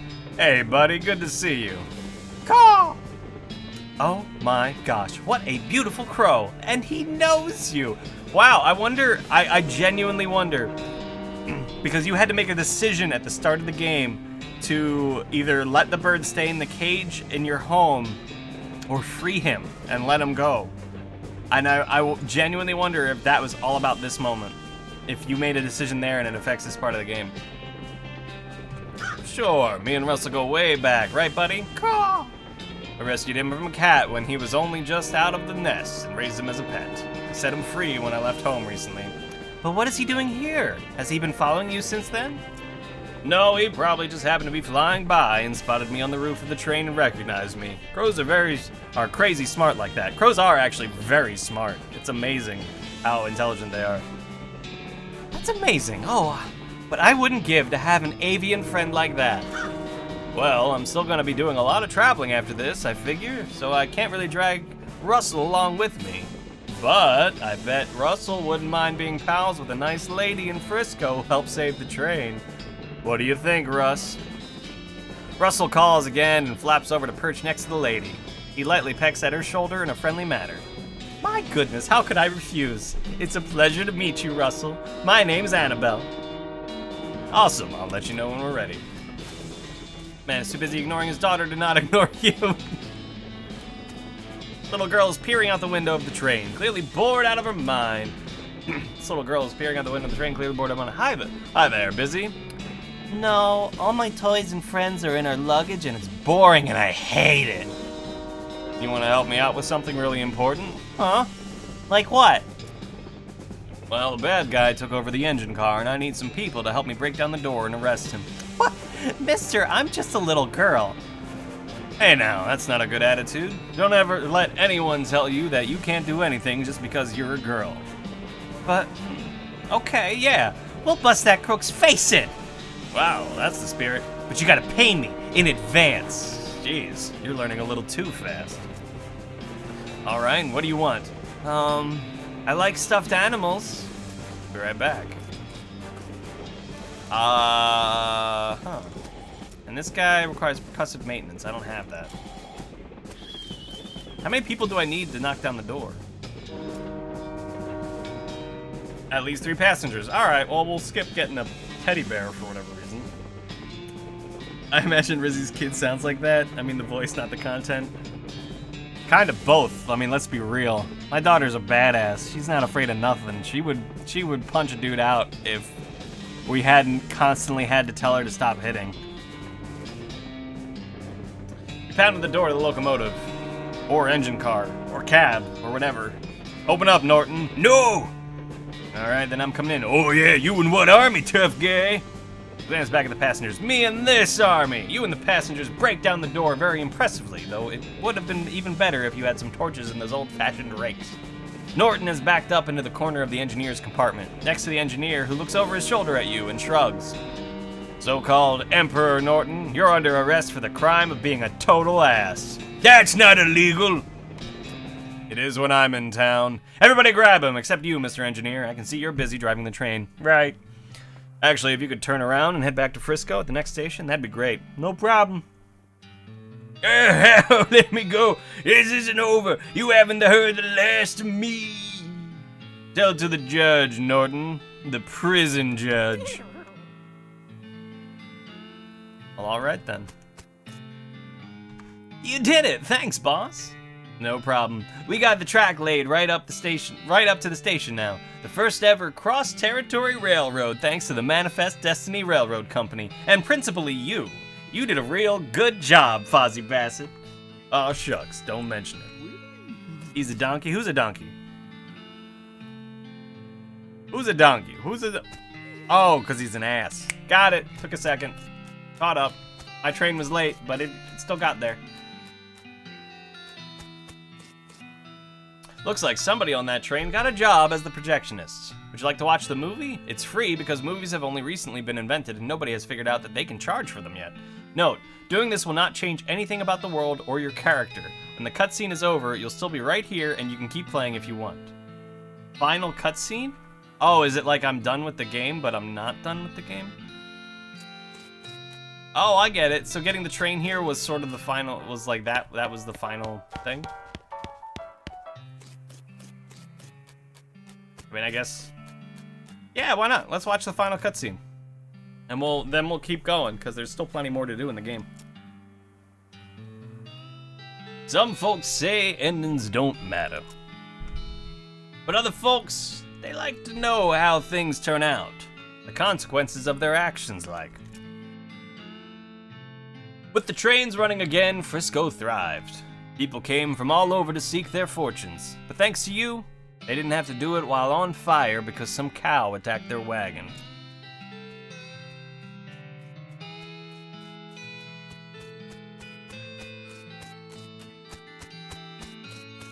Yep, that's people walking, all right. Walking all around.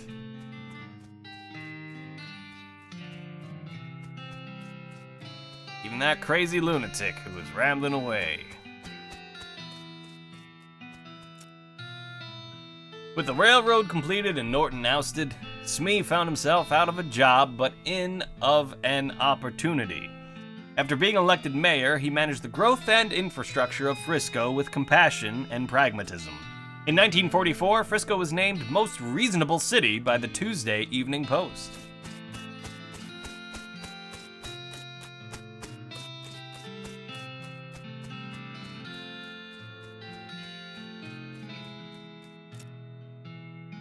With all of the nearby mines operating again, his lifetime's worth of geological knowledge made Pete an extremely valuable player in the new economy.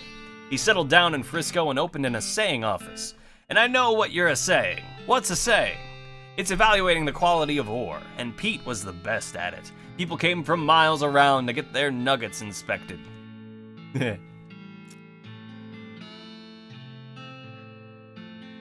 The achievement you get for him is contributing to the delinquency of a minor.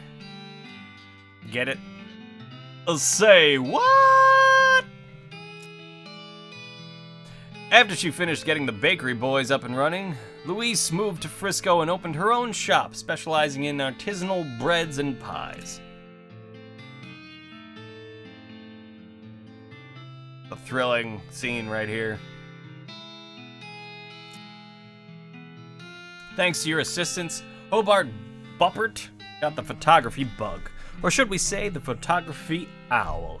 Anyway, he opened an art gallery so the citizens of Frisco would never again have to suffer from the inability to see pictures of owl skeletons whenever they wanted.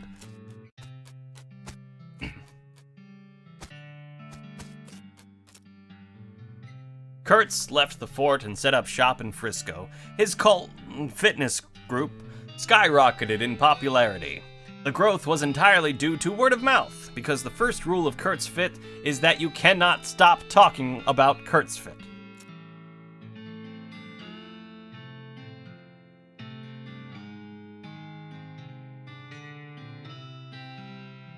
I really wish they had the music on for this, because the music was the best part about running into this. The musicians you sent to Dirtwater formed a band called Wasco and the Pufferfish.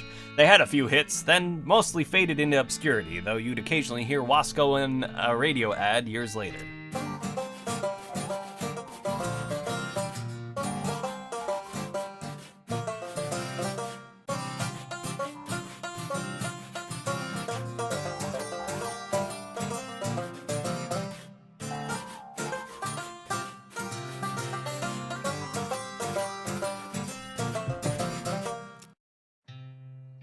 You've solved all of Breadwood's problems. With the increase in morale and civic resources, they were able to clear the weeds from the road and fix the well and the broken hitching post. There was even enough left over to give the mayor's office a new coat of paint, refresh the facade on the buttery biscuit, and add a second story to the bunkhouse. They even managed to get that horse into rehab. But look how nice everything looks. All the letters are there on Breadwood Mayor. That horse isn't drunk and wandering. Chuck continued to run his blood and breakfast without incident, accident, scandal, or allegation for many years. And then there's this creepy house. Yeah. Nothing weird to see here. You won 4 of the reenactment scenarios at Fort Memoriam. They still talk about you. Remember when that Fozzie fella came through here? Yeah, he was really good at this game. Do we have any more root beer?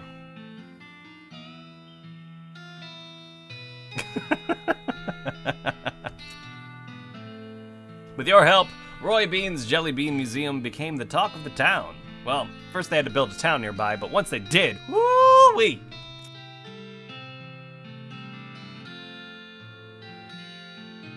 That guy in the front of the line is super excited about these jelly beans. Holy shit.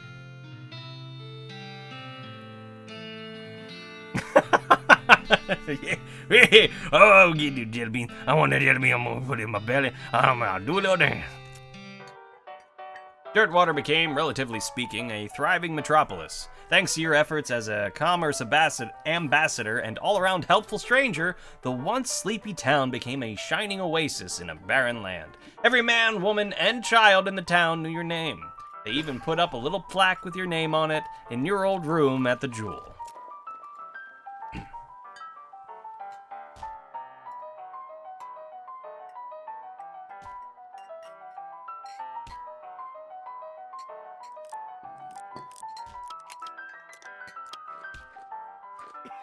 Some mighty fine hats in here.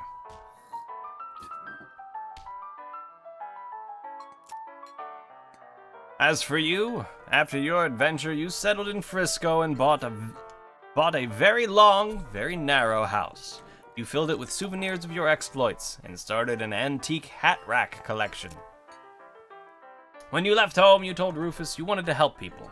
Over the course of your adventure, you helped 59 people. You weren't whistling Dixie when you declared your intentions. If you had been Catholic, they definitely would have sainted you if you had asked. But you wouldn't have asked, because you wouldn't want to be any trouble.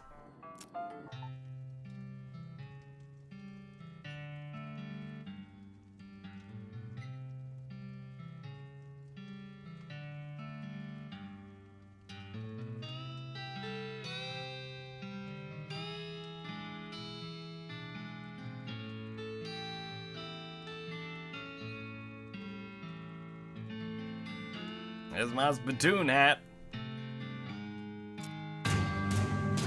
In 1906, all of the remaining cows in the West were simultaneously activated by some kind of signal from hell. They thundered east, forming a gigantic single-minded herd. Led by the infernal sadist Duke Bovicus, the cow army thundered east toward Dirtwater. I guess because I never got rid of the cows. Fortunately, a gang of rodeo clowns swept in at the last minute and slaughtered the herd just before it reached Dirtwater. Unfortunately, all of the townsfolk of Dirtwater had a hard time sleeping for pretty much the rest of their lives. Seriously, it was a grisly sight. 420 years later, deep beneath the ground, ancient machines silently stopped doing the thing they were built to do. It's probably fine. You and everybody you know are dead by then, and most of humanity has moved to space. Still, though, it's a shame about the planet. There were some cool bars there.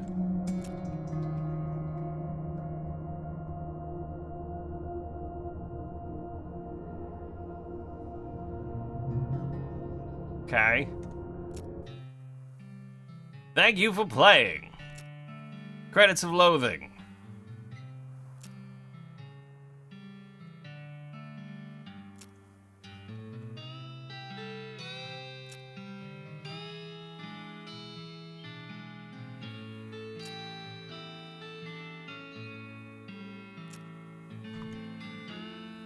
So we've technically beaten the game.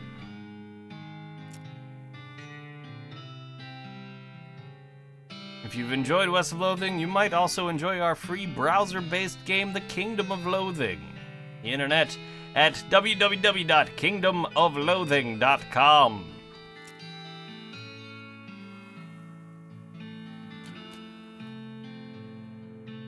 But we're gonna hit up, because I still got more to do. I still gotta do the Necromancer's Tower. And I want to figure out more with, the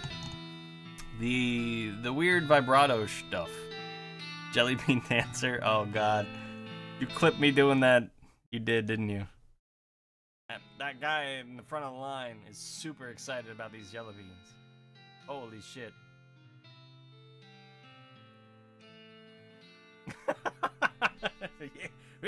Oh, get you jelly bean. I want that jelly bean. I'm gonna put it in my belly. I'll do a little dance.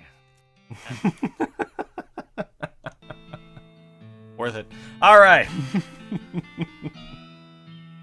Let's see. Oh man. Where am I going? Pete, where are you, Pete? Tell me what else I gotta do, Pete. Because we've completed everything, so. We made it. We got all the way. Yeehaw! Probably still have some quests rattling around the old journal, though. You sticking with me, Pete? Heck, boss, I'm in for the duration. You ain't gonna get rid of old Pete that easy. The buffalo skeleton, Professor Vibrato stuff. That's it. If I ask about the main quest, does he just tell me you're done? What do you think we should do next? Ooh, doggies, I reckon you saved the day, Fozzie. Dogs, I couldn't have done it without you, Pete. Come on, let's go check out the final cutscene. I sure hope there's a happy ending. I love a happy ending. Cozy. Alright. Well, let's head over to the Lost Dutch Oven Mine again. I feel like, because he keeps telling me to go there, there's something, maybe there's something we're missing? A shot rings out and something buzzes past your ear. You quickly dive behind a rock just in case these two things are connected and not just, say, someone hunting nearby and also there's a bee. Peering carefully around your rock, you eventually spot movement in the underbrush. It's a hunter with an old-fashioned matchlock rifle and a cloak with leaves stuck to it, which is less effective as camouflage than it sounds because all of the trees around here are pine trees. You also notice that he's been out here a very long time, which you can infer from the way he is literally a skeleton. Use magic to escape. You do a little fancy bean magic, and bean vines sprout up out of the ground around the hunter skeleton, entangling his legs and, more importantly, his rifle, which seems like a pretty good trick that would be useful in a real fight and not just some one-off random encounter, doesn't it? Anyway, you ride away quickly before the skeleton gets his gun arm free. Okay.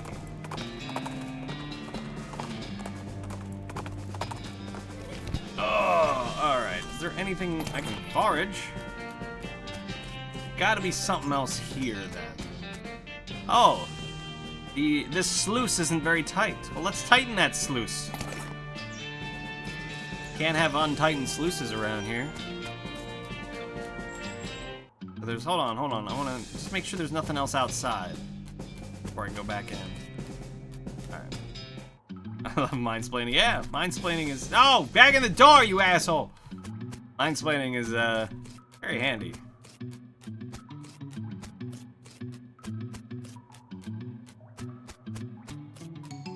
It doesn't seem like there's anything else on this floor. I wonder if maybe I had to do something in that area where I can sort of control power, but even though I've been able to do that, it hasn't seemed to make a difference. Look at this guy again. Oh, put the El Vibrato headband on him. You put the headband on him, and he blinks rapidly, shaking his head. Oh my goodness, where? I'm still in the mine. Uninjured and hungry, but not starving, so I can't have been here very long. Perhaps a day. Good. Good. Well, I must have you to thank, friend. Howdy, feeling better? I should say so. Thank you for outfitting me with this remarkable device. Don't mention it. What's your name? Murray Morris, excavator of the unknown and purveyor of mysteries. Fancy. What brings you to this mine? Why, excavating the unknown for mysteries to purvey, of course. Or at least attempting to. I must admit that until you put this device on me, I was quite overcome. Overcome? Quite! I'm oversensitive to psychic emanations, you see. Always have been. As it happens, this curious little hole is absolutely overflowing with them. And they're none too friendly, I can tell you that for certain. It was a risky business, my coming down here, but I took the gamble and lost. The miraculous thing that you happened by when you did, my friend. We should both get out of here as soon as possible. I've been staying in a town called Dirtwater. To the south. You could probably do some good business purveying mysteries there. A capital idea, and I shall see you there. He hefts his pack onto his shoulder and leaves with a wave. Alright, well that's something. So I wonder, I have 2 of those headbands. Let's put one on.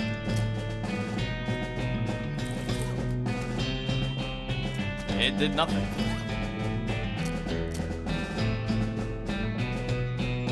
But I can examine it. The headband is thinner than most of other stuff. You could probably break it into scrap pretty easily.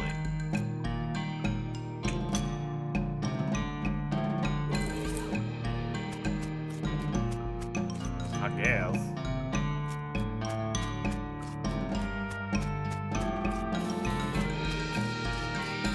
Well, let's go check out his shop in Dirtwater. I don't know what else to do there. Hopefully I'll run into more vibrato stuff while I wander around. Gotta find that guy a cactus girlfriend. Didn't I run into a cactus somewhere?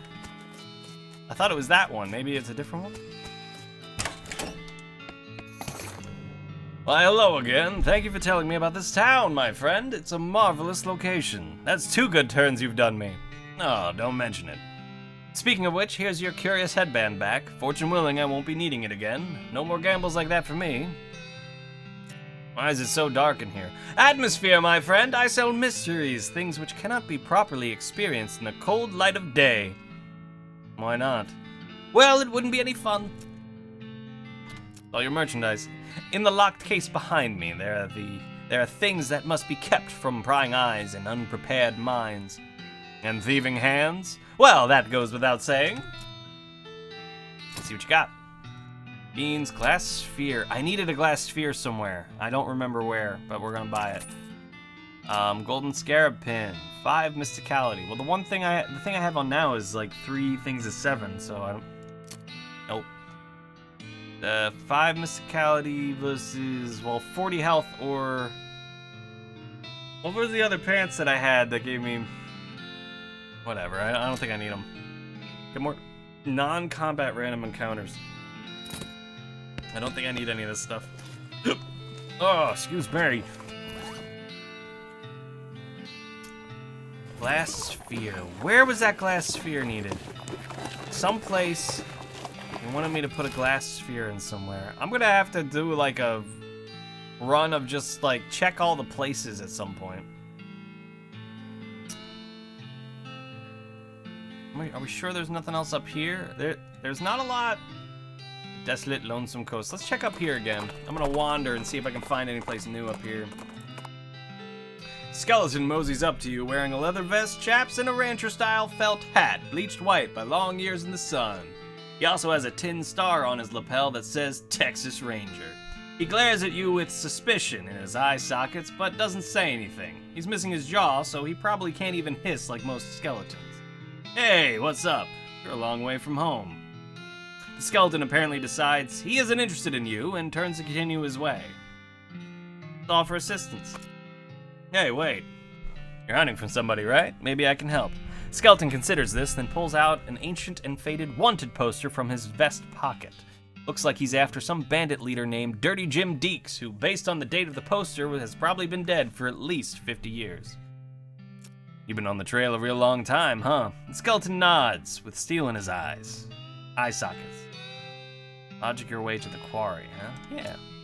What follows is a long montage of you and the ranger asking town historians about old bandit gangs and checking library, newspaper archives, and genealogy records.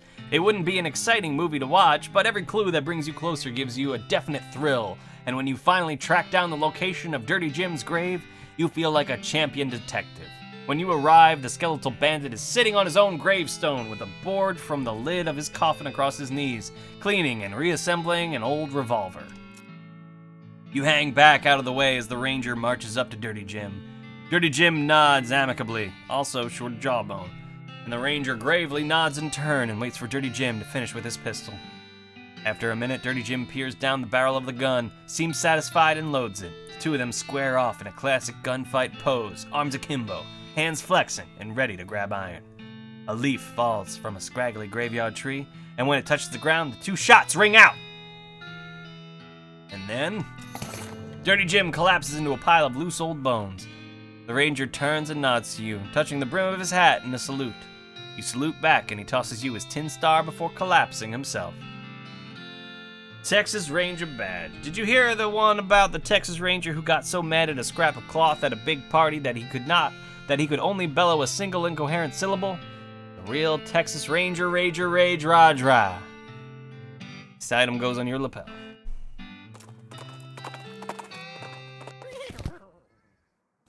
Alright, we're just wandering the area and hoping we run into something. The middle of the woods is not where you would expect to find a goblin with a big pompadour haircut, wearing a spangly sequined suit and cape, and doing a dance that involves a lot of pelvis thrusts and butt wiggling, but yeah, that's what you found. Hello. Why, hello there. Glad to meeting ya. I don't know what's real anymore. Let's talk to him. Maybe not hearing of me, being Gelvis, big-time goblin entertainer. Entertaining-er. I don't even know if I said that. Entertaining-er. Entertaining-er. All right, there we go. Pleasure to meeting you. What you doing? Singing, out here in the forest for practicing. Hearing a song to wanting? Sure. The goblin sings a rowdy honky-tonk style song that you can't follow very well, but it seems to be about either a jail or a hotel and either some shoes or a dog. Let's critique him. Think you having a thing here. Thanking ya very much. Might suggesting some changes for a human audiences? You give Gelvis some advice for adjusting their act for humans, mostly to admit all the pelvic thrusting, which the world probably won't be ready for another 60 to 70 years. As thanks, they give you a spare pair of their rhinestone boots. Ooh, 9 mysticality, huh? I don't like how silent it is here. Let's go to the deepest delve mine and wander from there. Your transponder bleeps at you, which only means one thing, treasure or a fight. Oh, I guess that's really 2 things. Anyway, this time it turned out to be a fight. Specifically a fight with a large robot. Well, assuming you decide to fight it. Hell yeah, dude! Suck it, robot!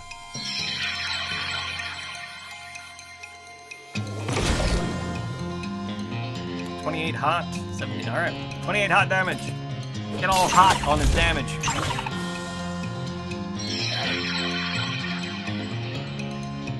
Oh, we're gonna fork you to death.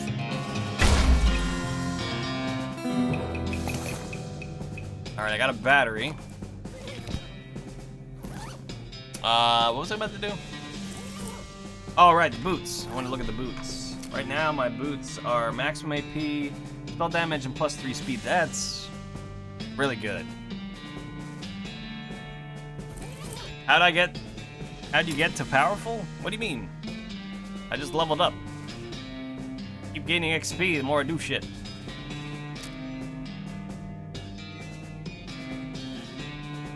What do I want to put the things into?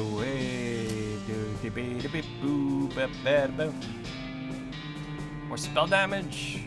Or AP? Let's do spell damage. Something. Well, so we're past the point where safe cracking is going to be helpful, so.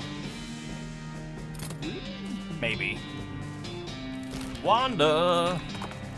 100 push-ups, 100 sit-ups, 100 squats, 10 kilometer run. Yeah! Olive Garden's homestead. As you're riding along, you're suddenly nearly bowled over by the smell of flowers. Follow your nose, well, technically you direct curveball to follow your nose, and find a delightful little home nestled among the trees. Let's stop and smell the flowers.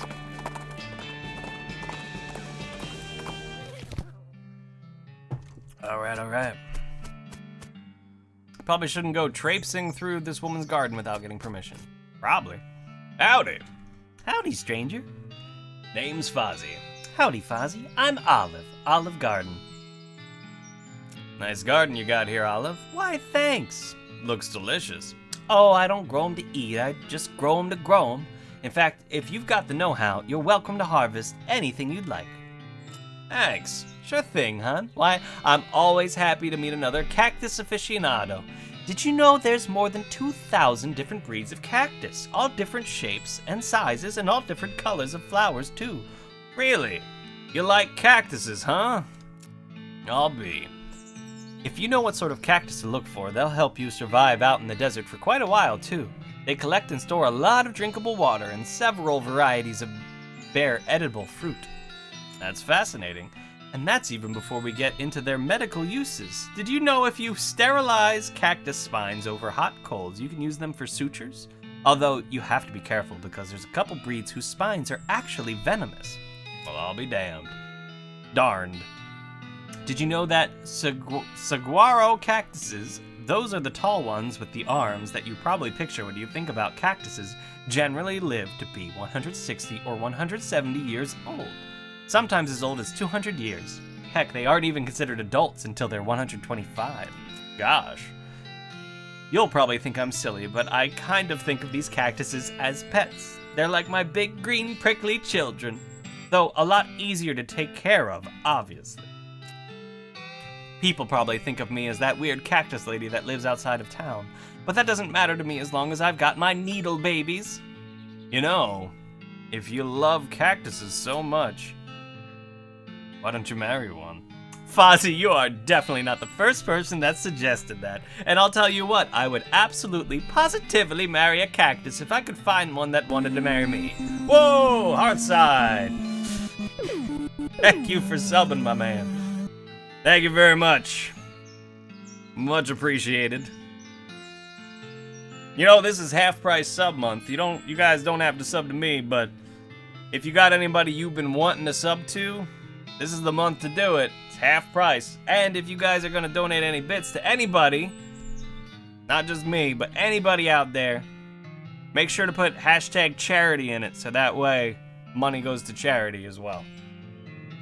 Just a little side note, Twitch is doing two different events this month.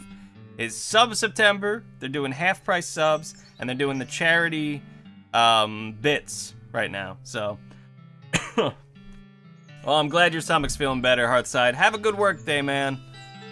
Hopefully the stomach bug is past and you'll be alright for the rest of your day. So have a good one, man. Let's see, take your leave. Well, I know a cactus. Alright, well, let's go and start picking stuff up here. Oh, I got a floral ring. What's that do? Makes foraging random encounters much more likely. Okay.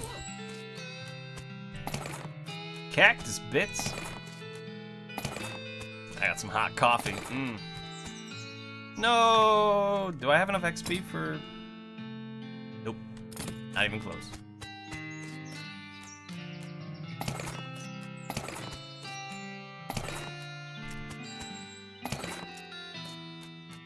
Alright. We got everything we can forage here. Well, we can go tell our cactus friend to come on out here. Yeah, hashtag charity. If you donate bits to anybody. Not a ploy to get bits, by the way. Saying it because if you're gonna end up donating bits at all, it's a good thing to add. Got nothing to lose by doing it. And it doesn't affect the amount that goes to the broadcaster either, so you don't have to think about that. I found just the gal for you, Bill. Do you mean it, Fozzie? Sure do. She's a cactus-loving lady of Olive Garden, and she's a real peach. You give Cactus Bill directions out to Olive's ranch, and he hitches a ride on the very next passing stagecoach. Let's go see how that goes.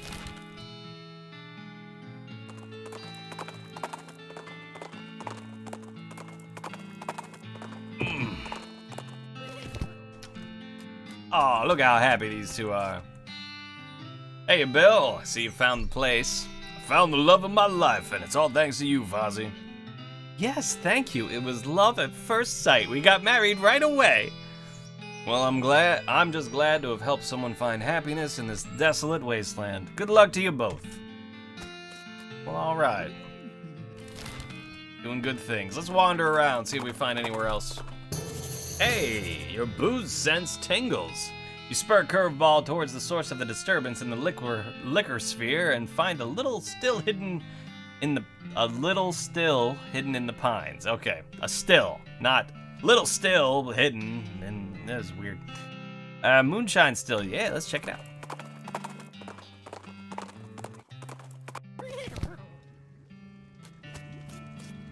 There's a jar of moonshine under the spout. I'll take that jar of moonshine. Forest that blossom gin. It's a still for turning moon into moonshine. Moonshine does what? Increases your muscle mysticality and moxie by 9 for the rest of the day. Alright. Sure. I got some moon bits. I guess that's all that's here. Wander around. You are approached by the shambling skeleton of a man with a lumber axe and a big bushy beard. So it's either the skeleton of a lumberjack or the skeleton of one of those Johnny-come-lately axe and beard fans. Bearded skeleton.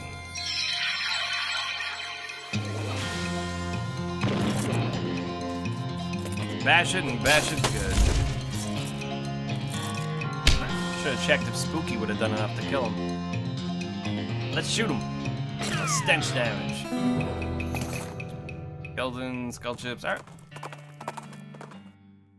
Wander again. Your transponder beeps. Good. Indicating a spot to the west of where you're riding now. You spur curveball in that direction and encounter a large hexagonal monolith of El Vibrato material. Curious flat plane. Yes. Oh. Kind of shit we're looking for. I'd keep going, but I'm not animated for climbing. This ladder is missing about 70% of its rungs. So dangerous. Call OSHA. Ooh, this poor explorer didn't make it down the ladder in one piece. Velbrado rod. Oh. 3 punch cards. That's good. Definitely one of the largest hexagons you've ever seen. I can put my battery in this, I think. You insert the battery into the monolith and it springs to life. Everything goes blue for a second. You gain, in effect, energized. Good for coffee maker and secondary. Okay. Probably go through here.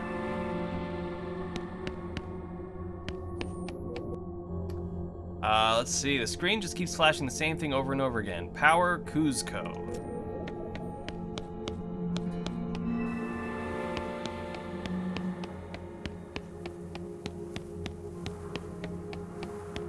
Nothing else here?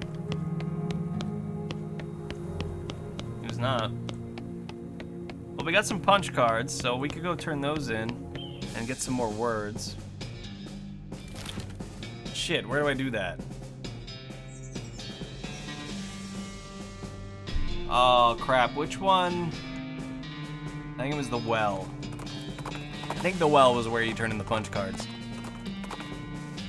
You find an abandoned crate on the side of the trail addressed to Fort Treason. I guess whoever was in charge of delivering it figured, well, screw those guys.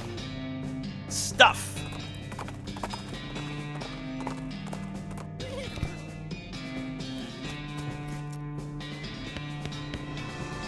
Well, I can forge that, I think. This might need a battery as well. Put in the small punch card. Destination, cash and adjustment. Bracelet, legs wear. Online and garbage. These sound like they would actually be useful.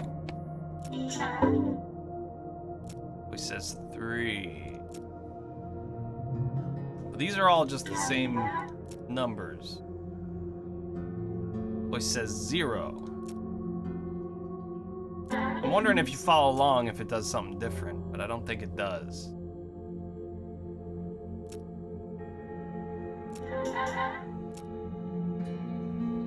Oh, Tata, right. Yeah, I don't think it does. I don't think so, but it's like such a waste to do that for freaking ever. Oh, wait, forage. Knew there was a reason I was going back. I wanted to go to the place. Which was the place that let me do the power? Is it you? I think it was the Dutch oven mine. Might be one of the others. Not sure. Spot a hell calf grazing off the side of the trail just as it spots you. Its eyes glow and 2 shadow cows split off from it, forming a small, frightening herd. Oh yeah, bring it.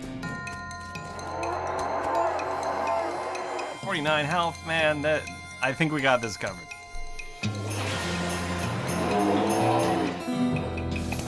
Easy enough.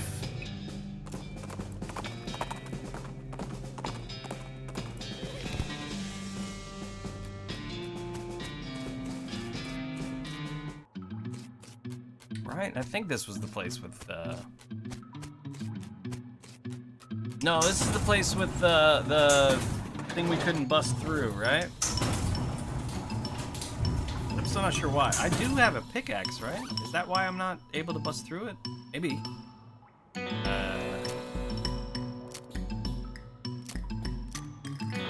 pickaxe would actually show up here, right? No, I have a pickaxe. So if that's the problem, it shouldn't be stopping me. I wonder why now I can do this and I couldn't before. Alright, well, this pile was pretty obviously made on purpose. Closer inspection reveals that the stones are mortared together. What could be hidden here? Well, it's mysticality, magic the rocks away. Mind over matter, magic over the rocks. There's a trapezoidal piece missing from the weird crossbar thing. Insert a keystone. Hey, enter the portal. We're on to something here. You bend over to examine the device and accidentally stub your toe on it. It hurts, but the box moves. Be lighter than it looks. I take it. Professor will want to see this. I bet he will. Look inside. You learned the El Vibrato word for toilet. It says North Central Positronic Reactor Quick Gate Facility. I know all these words! It's great! Trapezoidal section missing from this box. Insert a keystone. There's a strange cloth loop inside. At least it feels more or less like cloth. Oh, it's dark. I don't have batteries for these. Strange device with buttons on top of it. Push the first one. Things aren't friendly. Alright. All three of them are stuck in the device, though, and unpushable. Alright, well. I'll fight you. Fight you with fiery beams. Okay. Scraps. Now is this up? Yep. Alright, push the second one. Alright.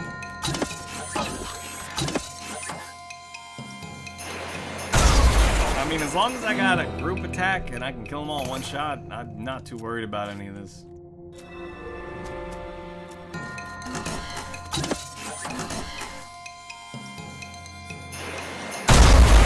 Yeah, I'm not too worried about any of this.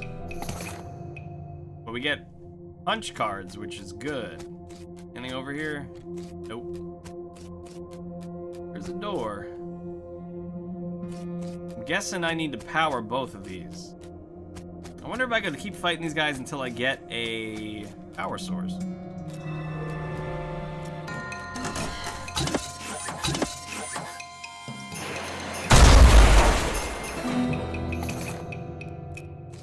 I could at least get a bunch of punch cards and learn all the words.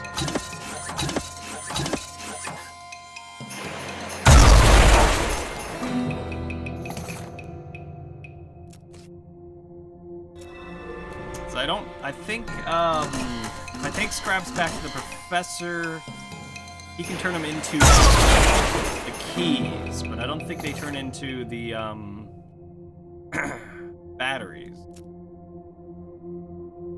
Couldn't I make batteries at that, device?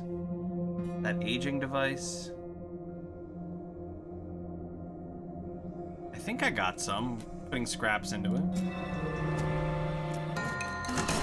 Maybe I take these scraps to that and try to get batteries.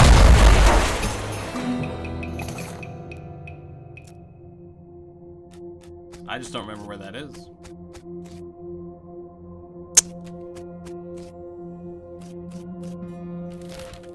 I think it was one of these over here.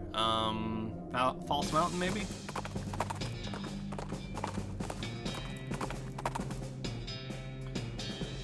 You pass through a clearing and see a young goblin carving something into a tree. It appears to say, "Goblins rule, okay?" Stop them. You can't let this stand. You sternly tap the goblin on the shoulder, take their knife, and correct their spelling.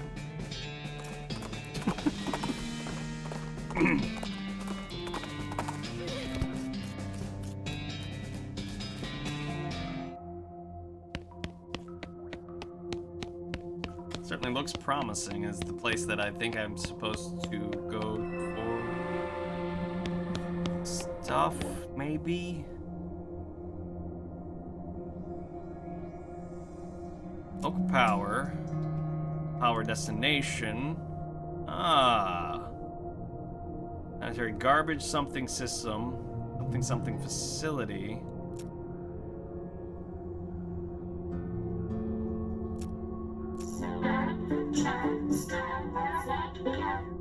That's the only one that I get a reaction out of. Alright, so if we put in... Really? Cow's bane seeds, you get a bale of cow's bane. Huh. Scraps, I'll get... Headbands, helmet. 11 spell damage. Am I only gonna get these things? Yeah, maybe I don't get... Yeah, batteries, okay, good. I'll break down the headbands when I run out of scrap. I'd like to get at least... I can think of at least 3... battery places, I think. But I'd like to have at least 3 batteries. Man, I got a lot of scrap.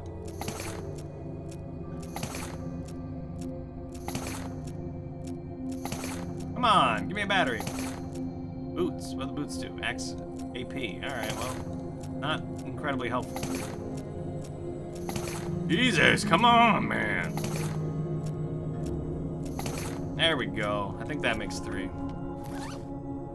God damn.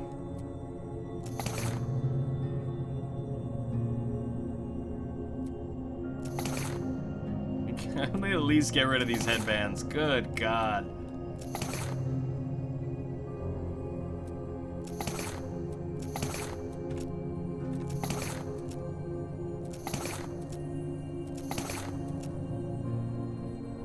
Can I break any of these other ones?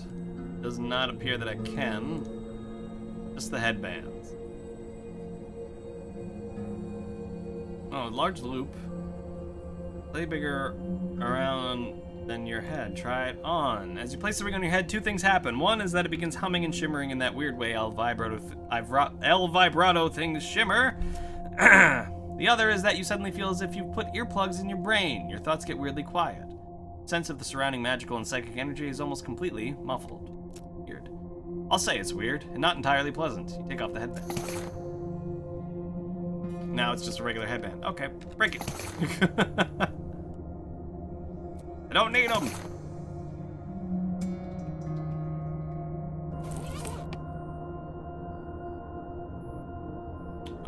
Yeah, I guess we're good. So why don't we go and,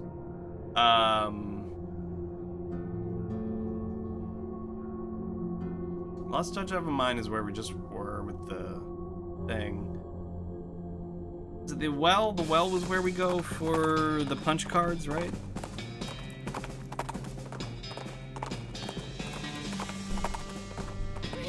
Hard to keep track of all this crap. See if I can put a thing in here. I can't. Okay. And I'll go back to the other place and do stuff. But let's put in these cards and get much these words as we can. Oh, I got an achievement. It's because I got all of them. Learn 69 El Vibrato words. The machine screen spin. You can't consciously make sense of what you're watching, but when it's over, you know things that you didn't. You have nothing else to learn from that kind of card. Nice. Great. Then let's go. I think it was the Dutch oven mine. I had to put one in, right? One of the batteries. Well, since I can't put them in those little things I thought they might have gone in, I'll be in good shape about extra doors and such. Or power things, or whatever they are. In theory.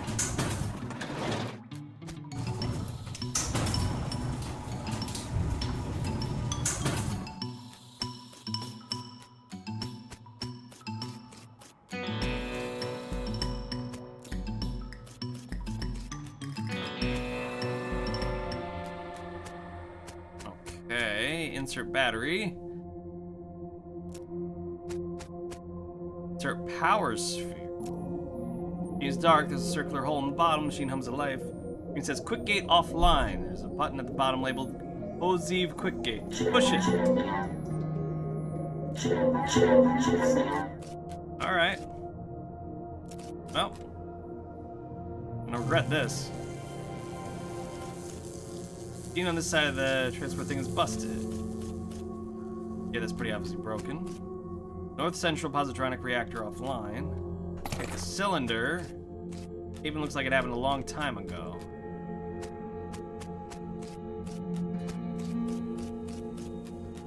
So I guess I just came here for the cylinder.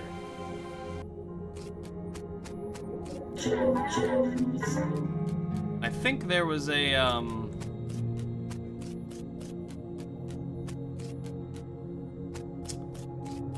cylinder I could put in the place I was at before, I think. Which was Curious Flat Plane, right? They're all running together in the brain pan. I don't know. You are approached by the shambling skeleton of a man with a lumber axe and a big bushy beard. We've already done one of these today. We'll do it again. I refuse to run from you, skeleton. Especially when I can pretty much one-shot you. Get all spooky in your face.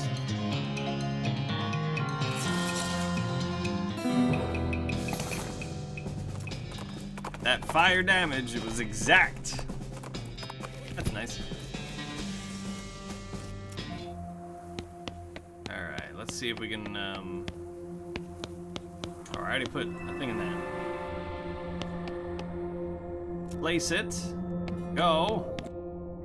Premium something, primary something, select secondary something. Garbage? Garbage return. You press a button, a huge pile of vibrato scrap materializes behind you with a thud. Primary something, weather adjustment.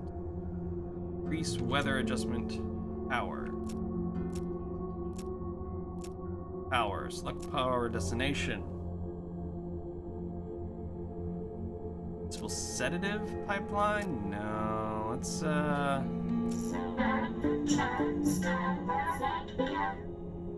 okay.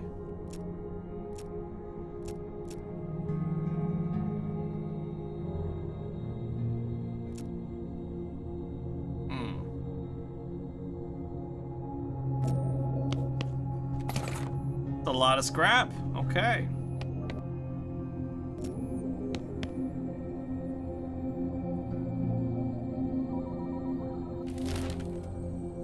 Oh, what was the place that was? Wasn't that, the primary station? Was that something specific?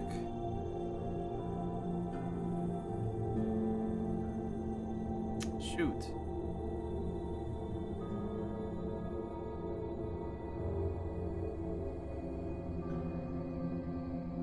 What was the humming cave? I don't think it's one of these, but... There's something in the deepest delve mine.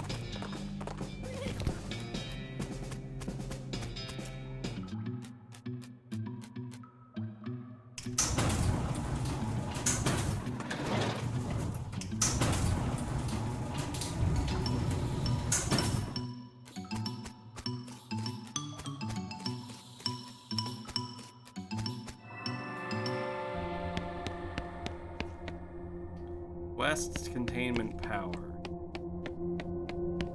Oh, look at that. I think there were only 2 of these lit up before. I think I need all 4.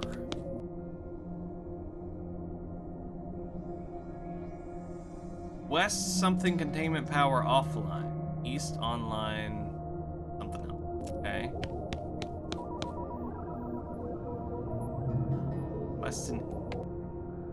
So the west is offline. That's... This one then? Did I accidentally turn it off? Might have. What the hell? Big old vibrato gizmo sticking out of the ground here. It's got a button on top. Push the button. This little pink sound probably from clouds rolling overhead because of the rain. What in darnation? Sky was clear as crystal just a second ago. I just pushed this little button here. Well, unpush it, consarn it. My boots are filled up with water. How's this even possible? How are birds possible? Life's full of mysteries. Pull the lever again and the rain stops. The clouds quickly disperse. Alright, well, we got the ability to make it rain.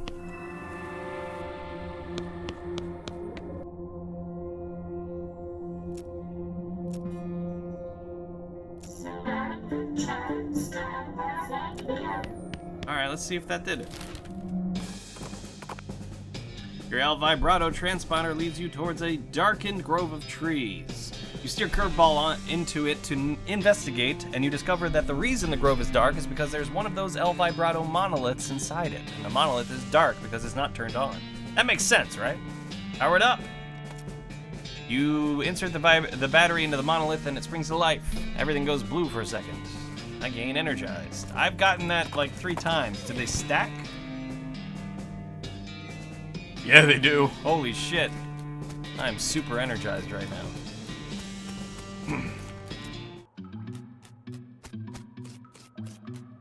Over here. Floor to ceiling shaft. Well, that's the coal thing, right? Hold on. Can I do anything with that coal thing? Where does that shaft end?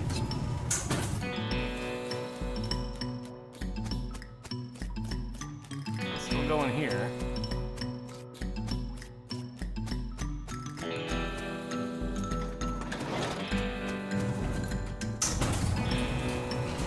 I feel like that there's something that should go on with that coal thing. Oh, right. I never did this. Push it. I didn't have enough muscle last time I was here. Ready to be grabbed. So probably next time I go up, I can do something with that. So I'll have to do that on the way out. Alright, flush them toilets. Nothing else here? Oh, there's this.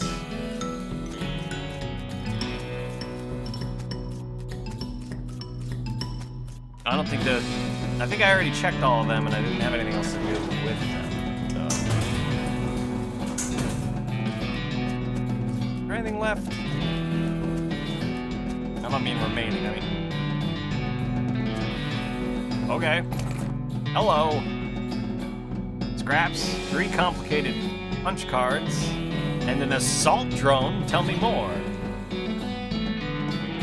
This is a very dangerous hexagon made of El Vibrato material. Luckily, it's dangerous to your opponents, not to you. This item is used in combat. I wonder if it's a one-time use. If I could permanently have a assault drone, I'm gonna be a happy man.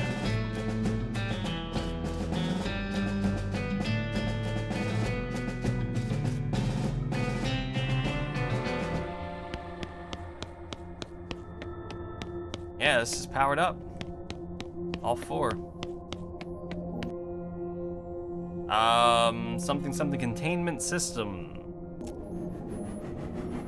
Uh-oh. Oh no. Oh no. Definitely wasn't here before. Take the crown. Got an item. El Vibrato crown. What's that do? 7 muscle, 7 mysticality, 7 moxie.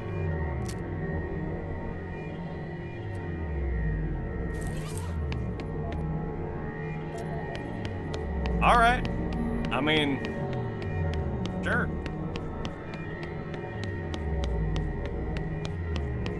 So, that can't be all this was all about, right? You know what? I gotta go back to the professor. I have a thing for him. And I gotta show him my nifty new crown. He's gonna be so jealous. But no, there was a thing that I picked up that was like, you should show the professor. He will love this. The professor is examining something with intense concentration. Show him the strange device. Hey, professor, I found a thing. Great, let's see. Ah, a marvelous find. This device makes batteries, or will once I fix it. Are you kidding me? I did all that scrap tubing for fine, whatever. Batteries? Yep, the El Vibratoans powered their portable equipment with little electric marbles like the one I put in your transponder. I'm sure I don't have to tell you, a regular source of those will be incredibly useful. Awesome.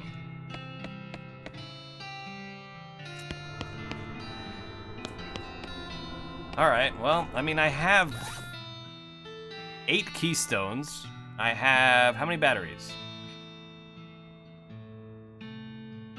Where are the batteries? Oh, bitch. Really sell some crap.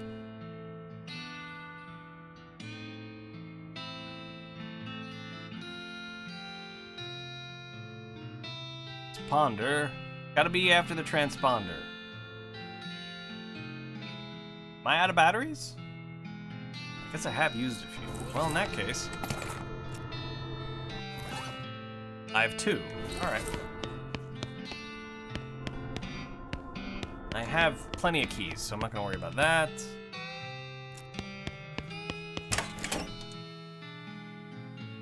I mean, am I done with the, can't be all that I had to do with those, right?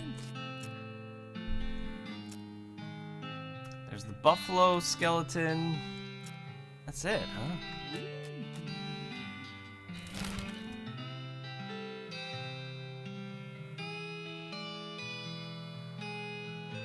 Well, where are we at on XP? I got a decent amount. Why don't we...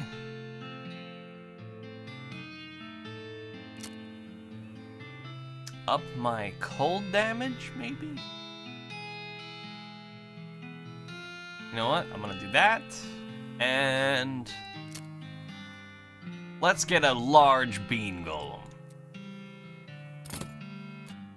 Because we're going to the Necromancer's Tower. What's up? A grim-looking cowboy rides up and blocks your path. Hold it. This area is full of cows and I can't let you go any further. It ain't safe for regular folks. Y'all go ahead and turn back now. Well, thanks for the warning, but what if I refuse? I'll use force if I gotta. You're going to ensure my safety by beating me up. I recognize the conundrum, but that's the times we're living in. Let's convince them. Cows are basically everywhere. It wasn't safe where we were coming from either. That may be true, but I think you're underestimating how bad things can get. Alright, go on ahead, but don't say I didn't warn you. Alright. Just kind of gave up on that, didn't he? Okay.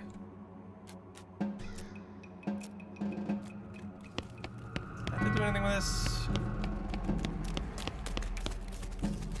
Alright. Here we go. We're doing the big one.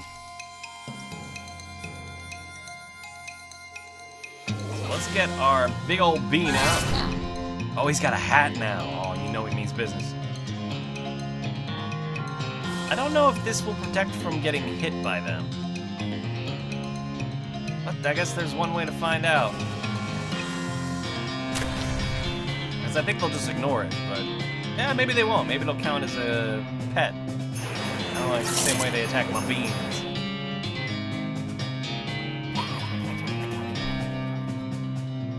In theory, I should be able to kill them next turn, assuming we survive that long. Oh, good. No, they're hitting my shield. As long as I've bought myself enough time to not die myself, I can kill him next turn, guaranteed. Looks like having my big old bean and my bean wall out. Oh, Beanie got a hit in. Good for Beanie. Beautiful. We're doing all right. Single-handedly defeated all 8 of those skeletons. Hey! Sorry, I mean you single-handedly defeated all 9 of those skeletons.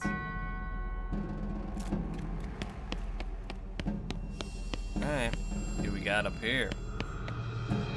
More undecipherable ruins. Well, there's a big old pillar of skulls blocking your path. There's bound to be one of these in here somewhere, right? Excuse me, fellas, I need to get past here. Skulls hiss and chitter and giggle at you.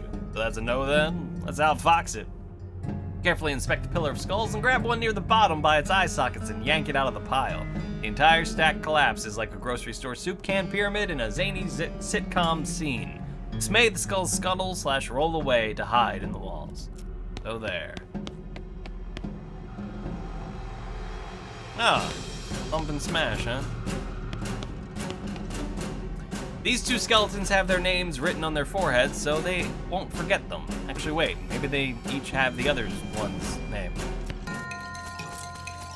Alright, well, this should be okay.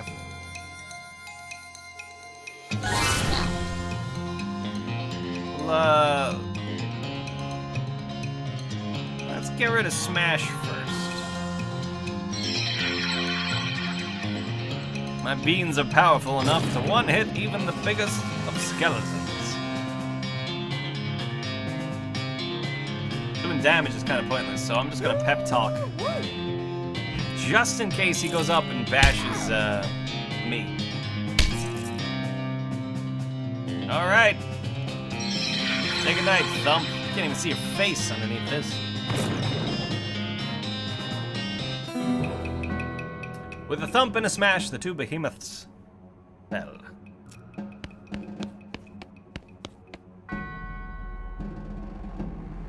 Looks normal. You approach the throne and the withered husk sitting on it. Unbelievable. All that killing, all that horror. And this is what's behind it.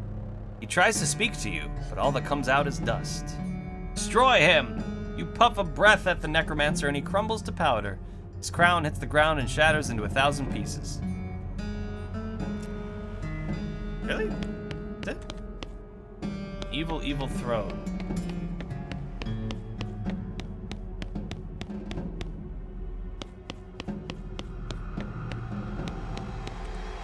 Done?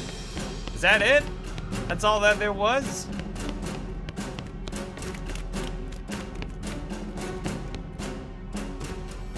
I feel like there's more to that, but...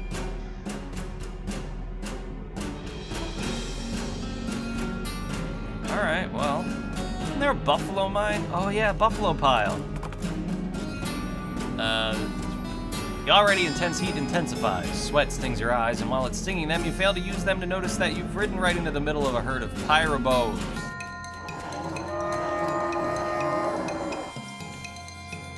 Problem solved.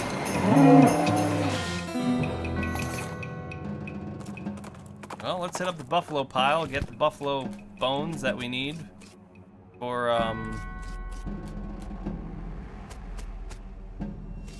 Oh yeah, we never learned what to do with this. But I got unlimited bones, right?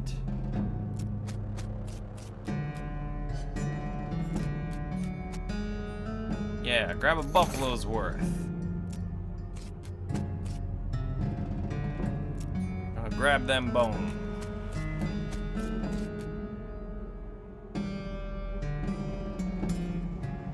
Buffalo's skull-shaped indentation. Right, so why can't I make... Alright, whatever. Buffalo human... I'm gonna fight some of these guys.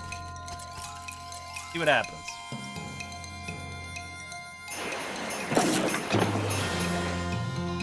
And I'll spook them to death.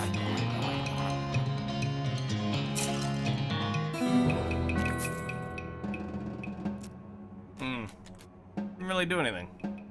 Kind of hoping for at least a skull or something. All right, well, let's go back to the petting cemetery.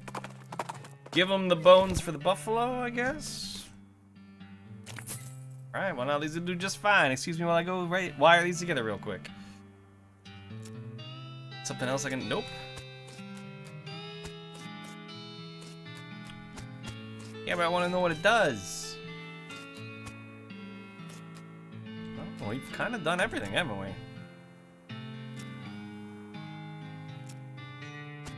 I guess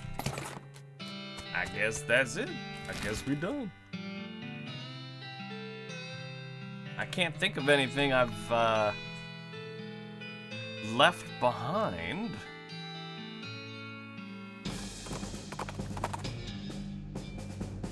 Let's see. A shot rings out and you duck just in time to avoid your hat being ruined. Skeleton is standing out in the road ahead, arms akimbo, hands just over his holster, ready for another quick draw. Oh, also he is literally on fire. I almost forgot to mention that. Hit down some science facts. You might not be aware of this, but although bone does not burn into ash the way wood does, intense heat does cause it to get quite brittle. Hiss. Skeleton goes for his gun, and the moment of the quick draw causes the entire hand to pop off at the wrists and sail through the air, landing with a plop at your feet. There, see? Told you. Skeleton runs away, embarrassed. Good hot pistol.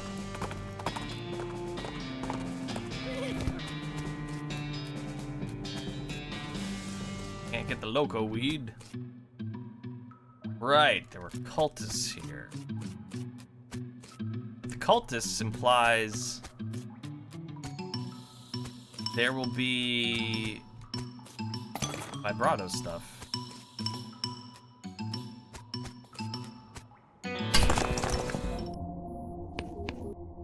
There is more. Clothing? Oh, I don't need clothing. I don't need vibrato clothing. Let's take the cylinder. Bunch of paper cards. Scrap. Yep. Not really much here for me. Make more clothing, but I don't need it.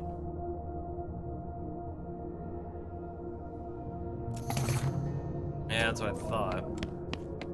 Can I give that to any of these crazy bitches?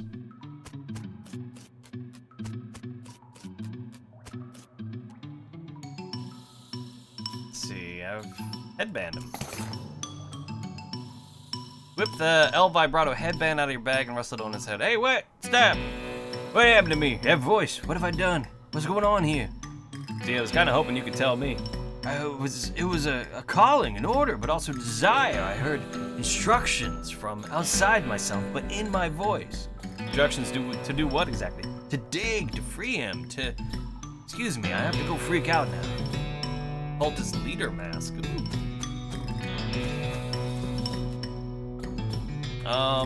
You know what, let me make a few more headbands. Ironic, considering I've destroyed so many of them. Apparently I might need some. Let me make, mass produce these. Not like I have a lot to do with these scraps. Make, what, we saw 3 or 4 upstairs. There's at least the one there. That should be, hey.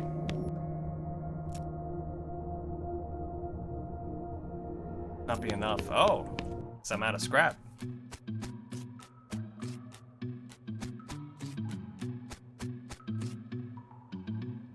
Headband him. What? Can't hear him. What happened? I can't hear him. Why? Why don't you go outside and get some air? All right, headbander. You know what? I gotta go. She books it out of the mine, eyes wider than the eye holes in her mask. Headband him. Hey, what? What? Leave first. Ask questions later. Staggers away, limping. What happened to me? What have I done? That wasn't me. She staggers away in a daze. I'm sure she'll be fine. Headbander.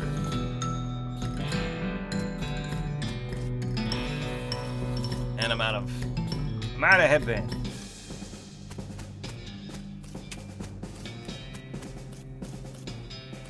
Unless I could do something with the things I got. Nope. All right.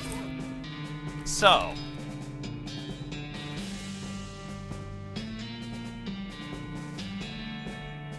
Is there anywhere else that there was? Oh man. How am I supposed to remember all them places?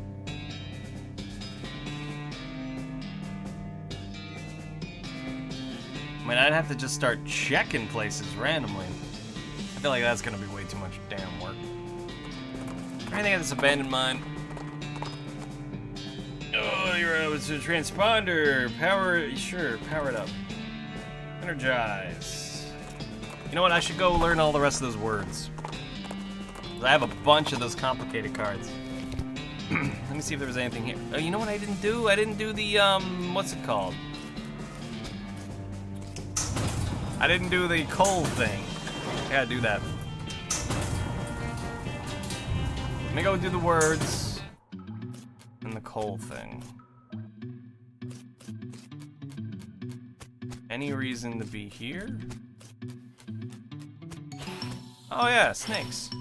I think I died to these snakes. Which is why I've not gone past them.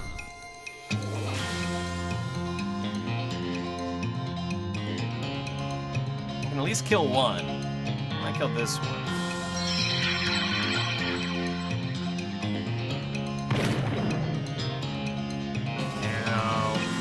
And yeah, hit this guy.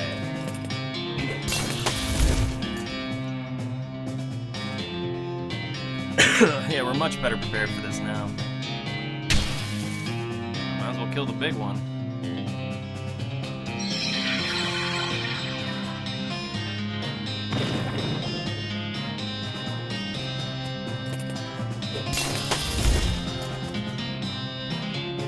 kill him. We're good then. I guess it didn't matter, but I just hate seeing old Pete die. All right, it's over here. Loot, loot, loot. Mining. That's it, huh? Okay. Wasn't real important.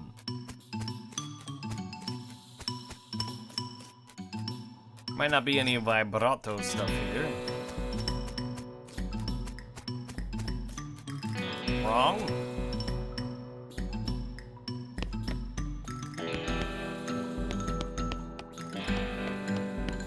There's gotta be.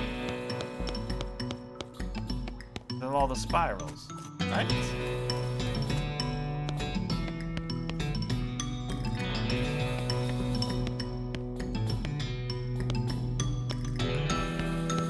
But I can't do anything here, so...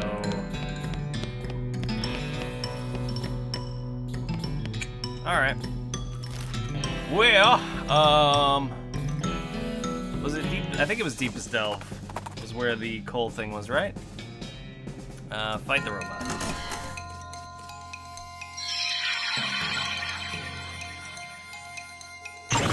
Finish him off, Pete!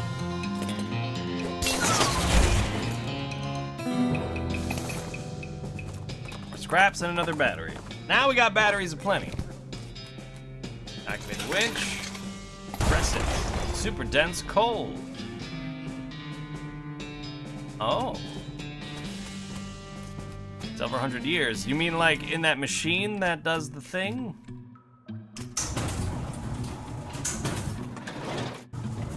Let's go to that machine.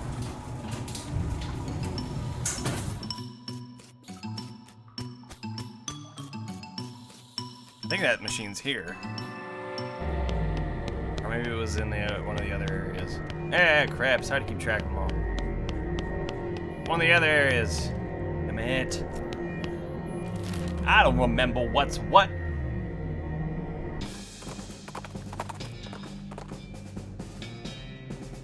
A goblin is wandering along the path, muttering and ranting out loud to himself. Why not you cramming an entire baguette up your icing funnel? Oh, what? Go marrying a bagel muffin chucker. Where you did learning a talking like that? Finding a guide to human cusses, cake sucker. The goblin shows you a pamphlet listing a variety of popular profanity. On the back it says, brought to you by the Breadwood Board of Tourism. Teach them some new swears. Giving me this pamphlet and I am teaching you more better swearings. Oh, wow, yes, okay. You rack your brain for all the best things your uncle used to say when he was roaring drunk, and the goblin is suitably impressed. Huh.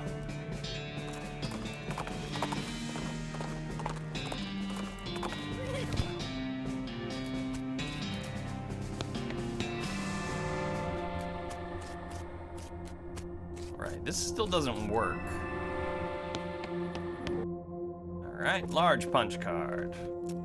1, 2, 1, 2, 1, 2, 1, 2, 1, 2. Ooh, getting a lot of words.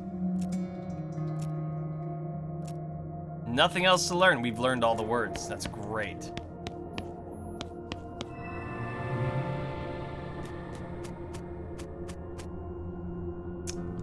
So the other thing was at... Was it the Dutch oven mine? I think so. Reach for the sky, clown. You quickly turn around and see a grizzled-looking man in all black clothes, except for his hat, which is white with brightly colored spots. He's pointing a gun at you. Whoa, whoa, whoa. No way in hell am I a clown. You need to get your eyes checked, bud. The man strides up to you, uncomfortably close, and inspects your face. It seems I was mistaken. Be on your way. Hold on a second, your hat. Is that a clown skin hat? The man looks surprised. You know about clowns? You know the truth? Wish I didn't. The knowledge may protect you. Walk safe, traveler. Clown Hunter turns to leave. Try to convince him to join you. Hey, wait a minute. We can stick together. We'll be more effective fighting them as a team. No, I work alone, but here, take these. Good luck to you. Alright, well. I guess I could go to the... Yeah, I should... You know what? We're gonna go to the circus again after this. pretty sure I can do something there now. Oh. And I got a ticket, and I'm finding all these other clowns. Maybe it's time we just go on a clown murdering spree or something.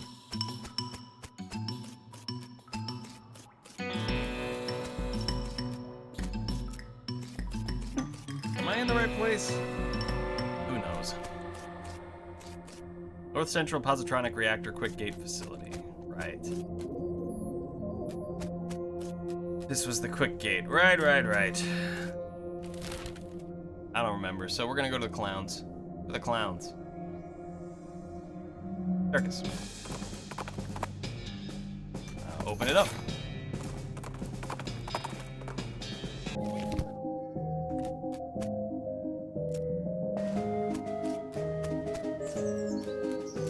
Talk to him. Yeah, they won't tell me when it is, though. I've been in here, done this stuff, as far as I know.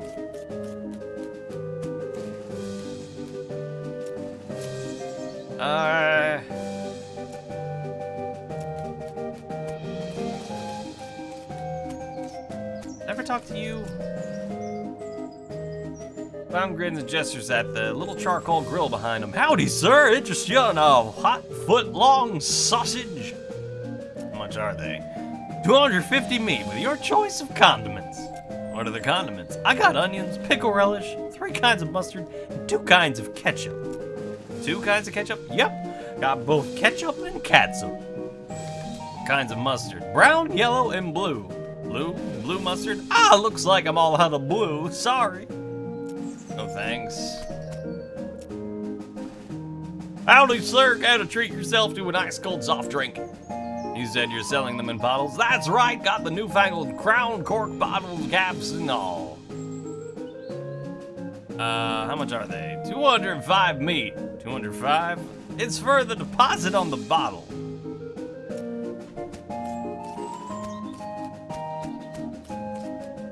I have that bottle cap charm necklace thing.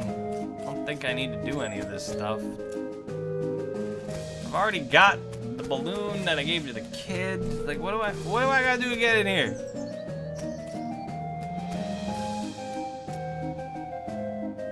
I have a ticket. I bought the ticket. I've done the sideshow.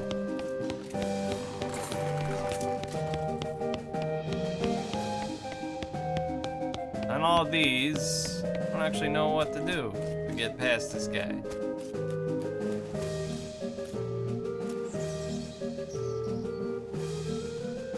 What do I do to get past you?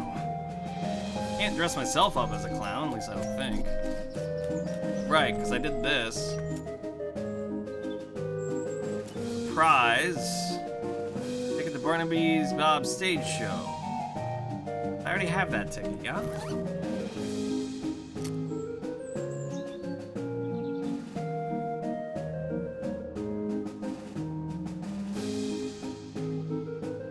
Barnaby Bob's perfectly normal traveling circus sideshow. Wait. Mint 1 plus partner. Yeah. Now maybe I do it again. Hold on. Game. Okay, give it a shot. Give it my all. See, you already got a ticket to Barnaby Bob's show, though. Those are limited one picture. Let me give you our other. A large plush owl.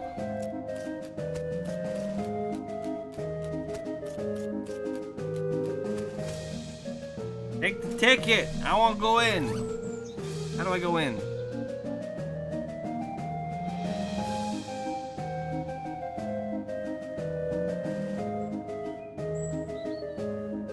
Arranged dressing. Not helpful.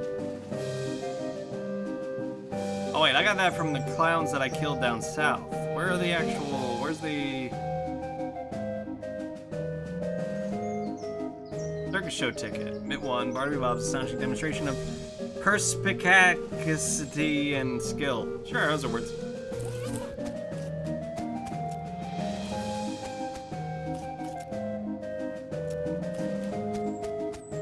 I have no idea. I have no idea what I'm supposed to do here to get into that damn show.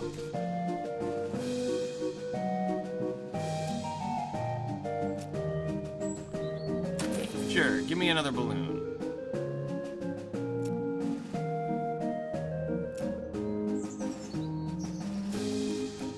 I'm just reaching the point where I just kind of want to figure out what... Maybe I gotta buy one of each of these damn things. And I hate. How much is it? 300 meat? Sure.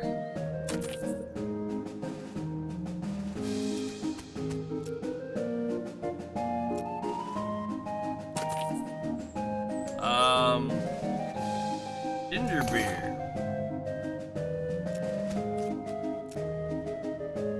No, these are just buff items. Frick. Talk to this guy, will he tell me anything? Nope. We will not. I don't know when later is. Done all those. Bought a balloon. I helped the child that was here. Do I go back to, was it Deepest Delve where I can control the weather? Or the flat plain? I don't know. Go to the Humming Cave just for the hell of it, because I want to remember what's there. Smell before you see a skeleton charge before you, covered in mud, whatever.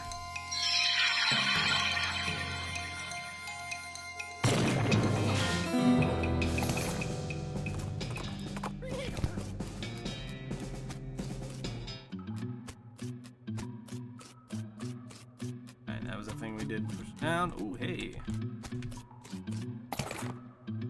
Oh, none of that's real helpful.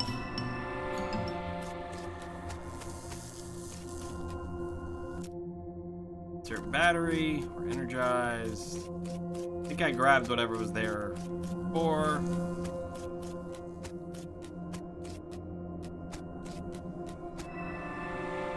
Doesn't seem to be anything around to do. Alright, well.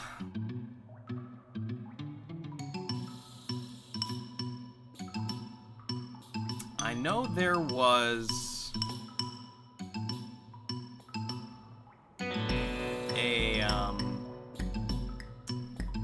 the Alexandria Ranch that had that locked underground thing. I'd like to know what that is, but I don't know how to get to. Let's check there again. Maybe something's changed. Beeps might be a bear den. Fortunately, bears and you find a weird crate in the back. You open it. Traps. Teleporter. Indicates L vibrato constructs elsewhere. Oh, like an instant get out of vibrato fight free card, I guess.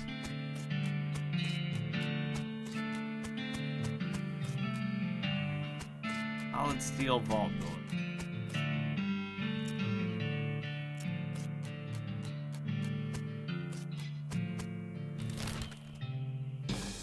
Sent from Fort Treason. Wait, I got a caged canary. Huh. Got cannonball. I guess I have no reason to want to shoot it. Yes. I don't know then. Alright. But you know what? I'm gonna call it for the day. I feel like we won. We've technically beaten the game today. I'll wander myself on over to Frisco in the meanwhile. But thank you guys for hanging out. Appreciate you all being here today. We're gonna try to talk to this guy. We're gonna help him with the sculpture. We got a sandalwood ring. That's great. Thank you so much for being here. Appreciate anyone who is here watching and enjoying the show. I will be back tomorrow. I gotta decide if I'm going back to Halcyon 6 or if I'm gonna pick up something else. It's been forever since I've played Halcyon 6. But we will see. We will see. We will see. Oh, Jesus, that's bright.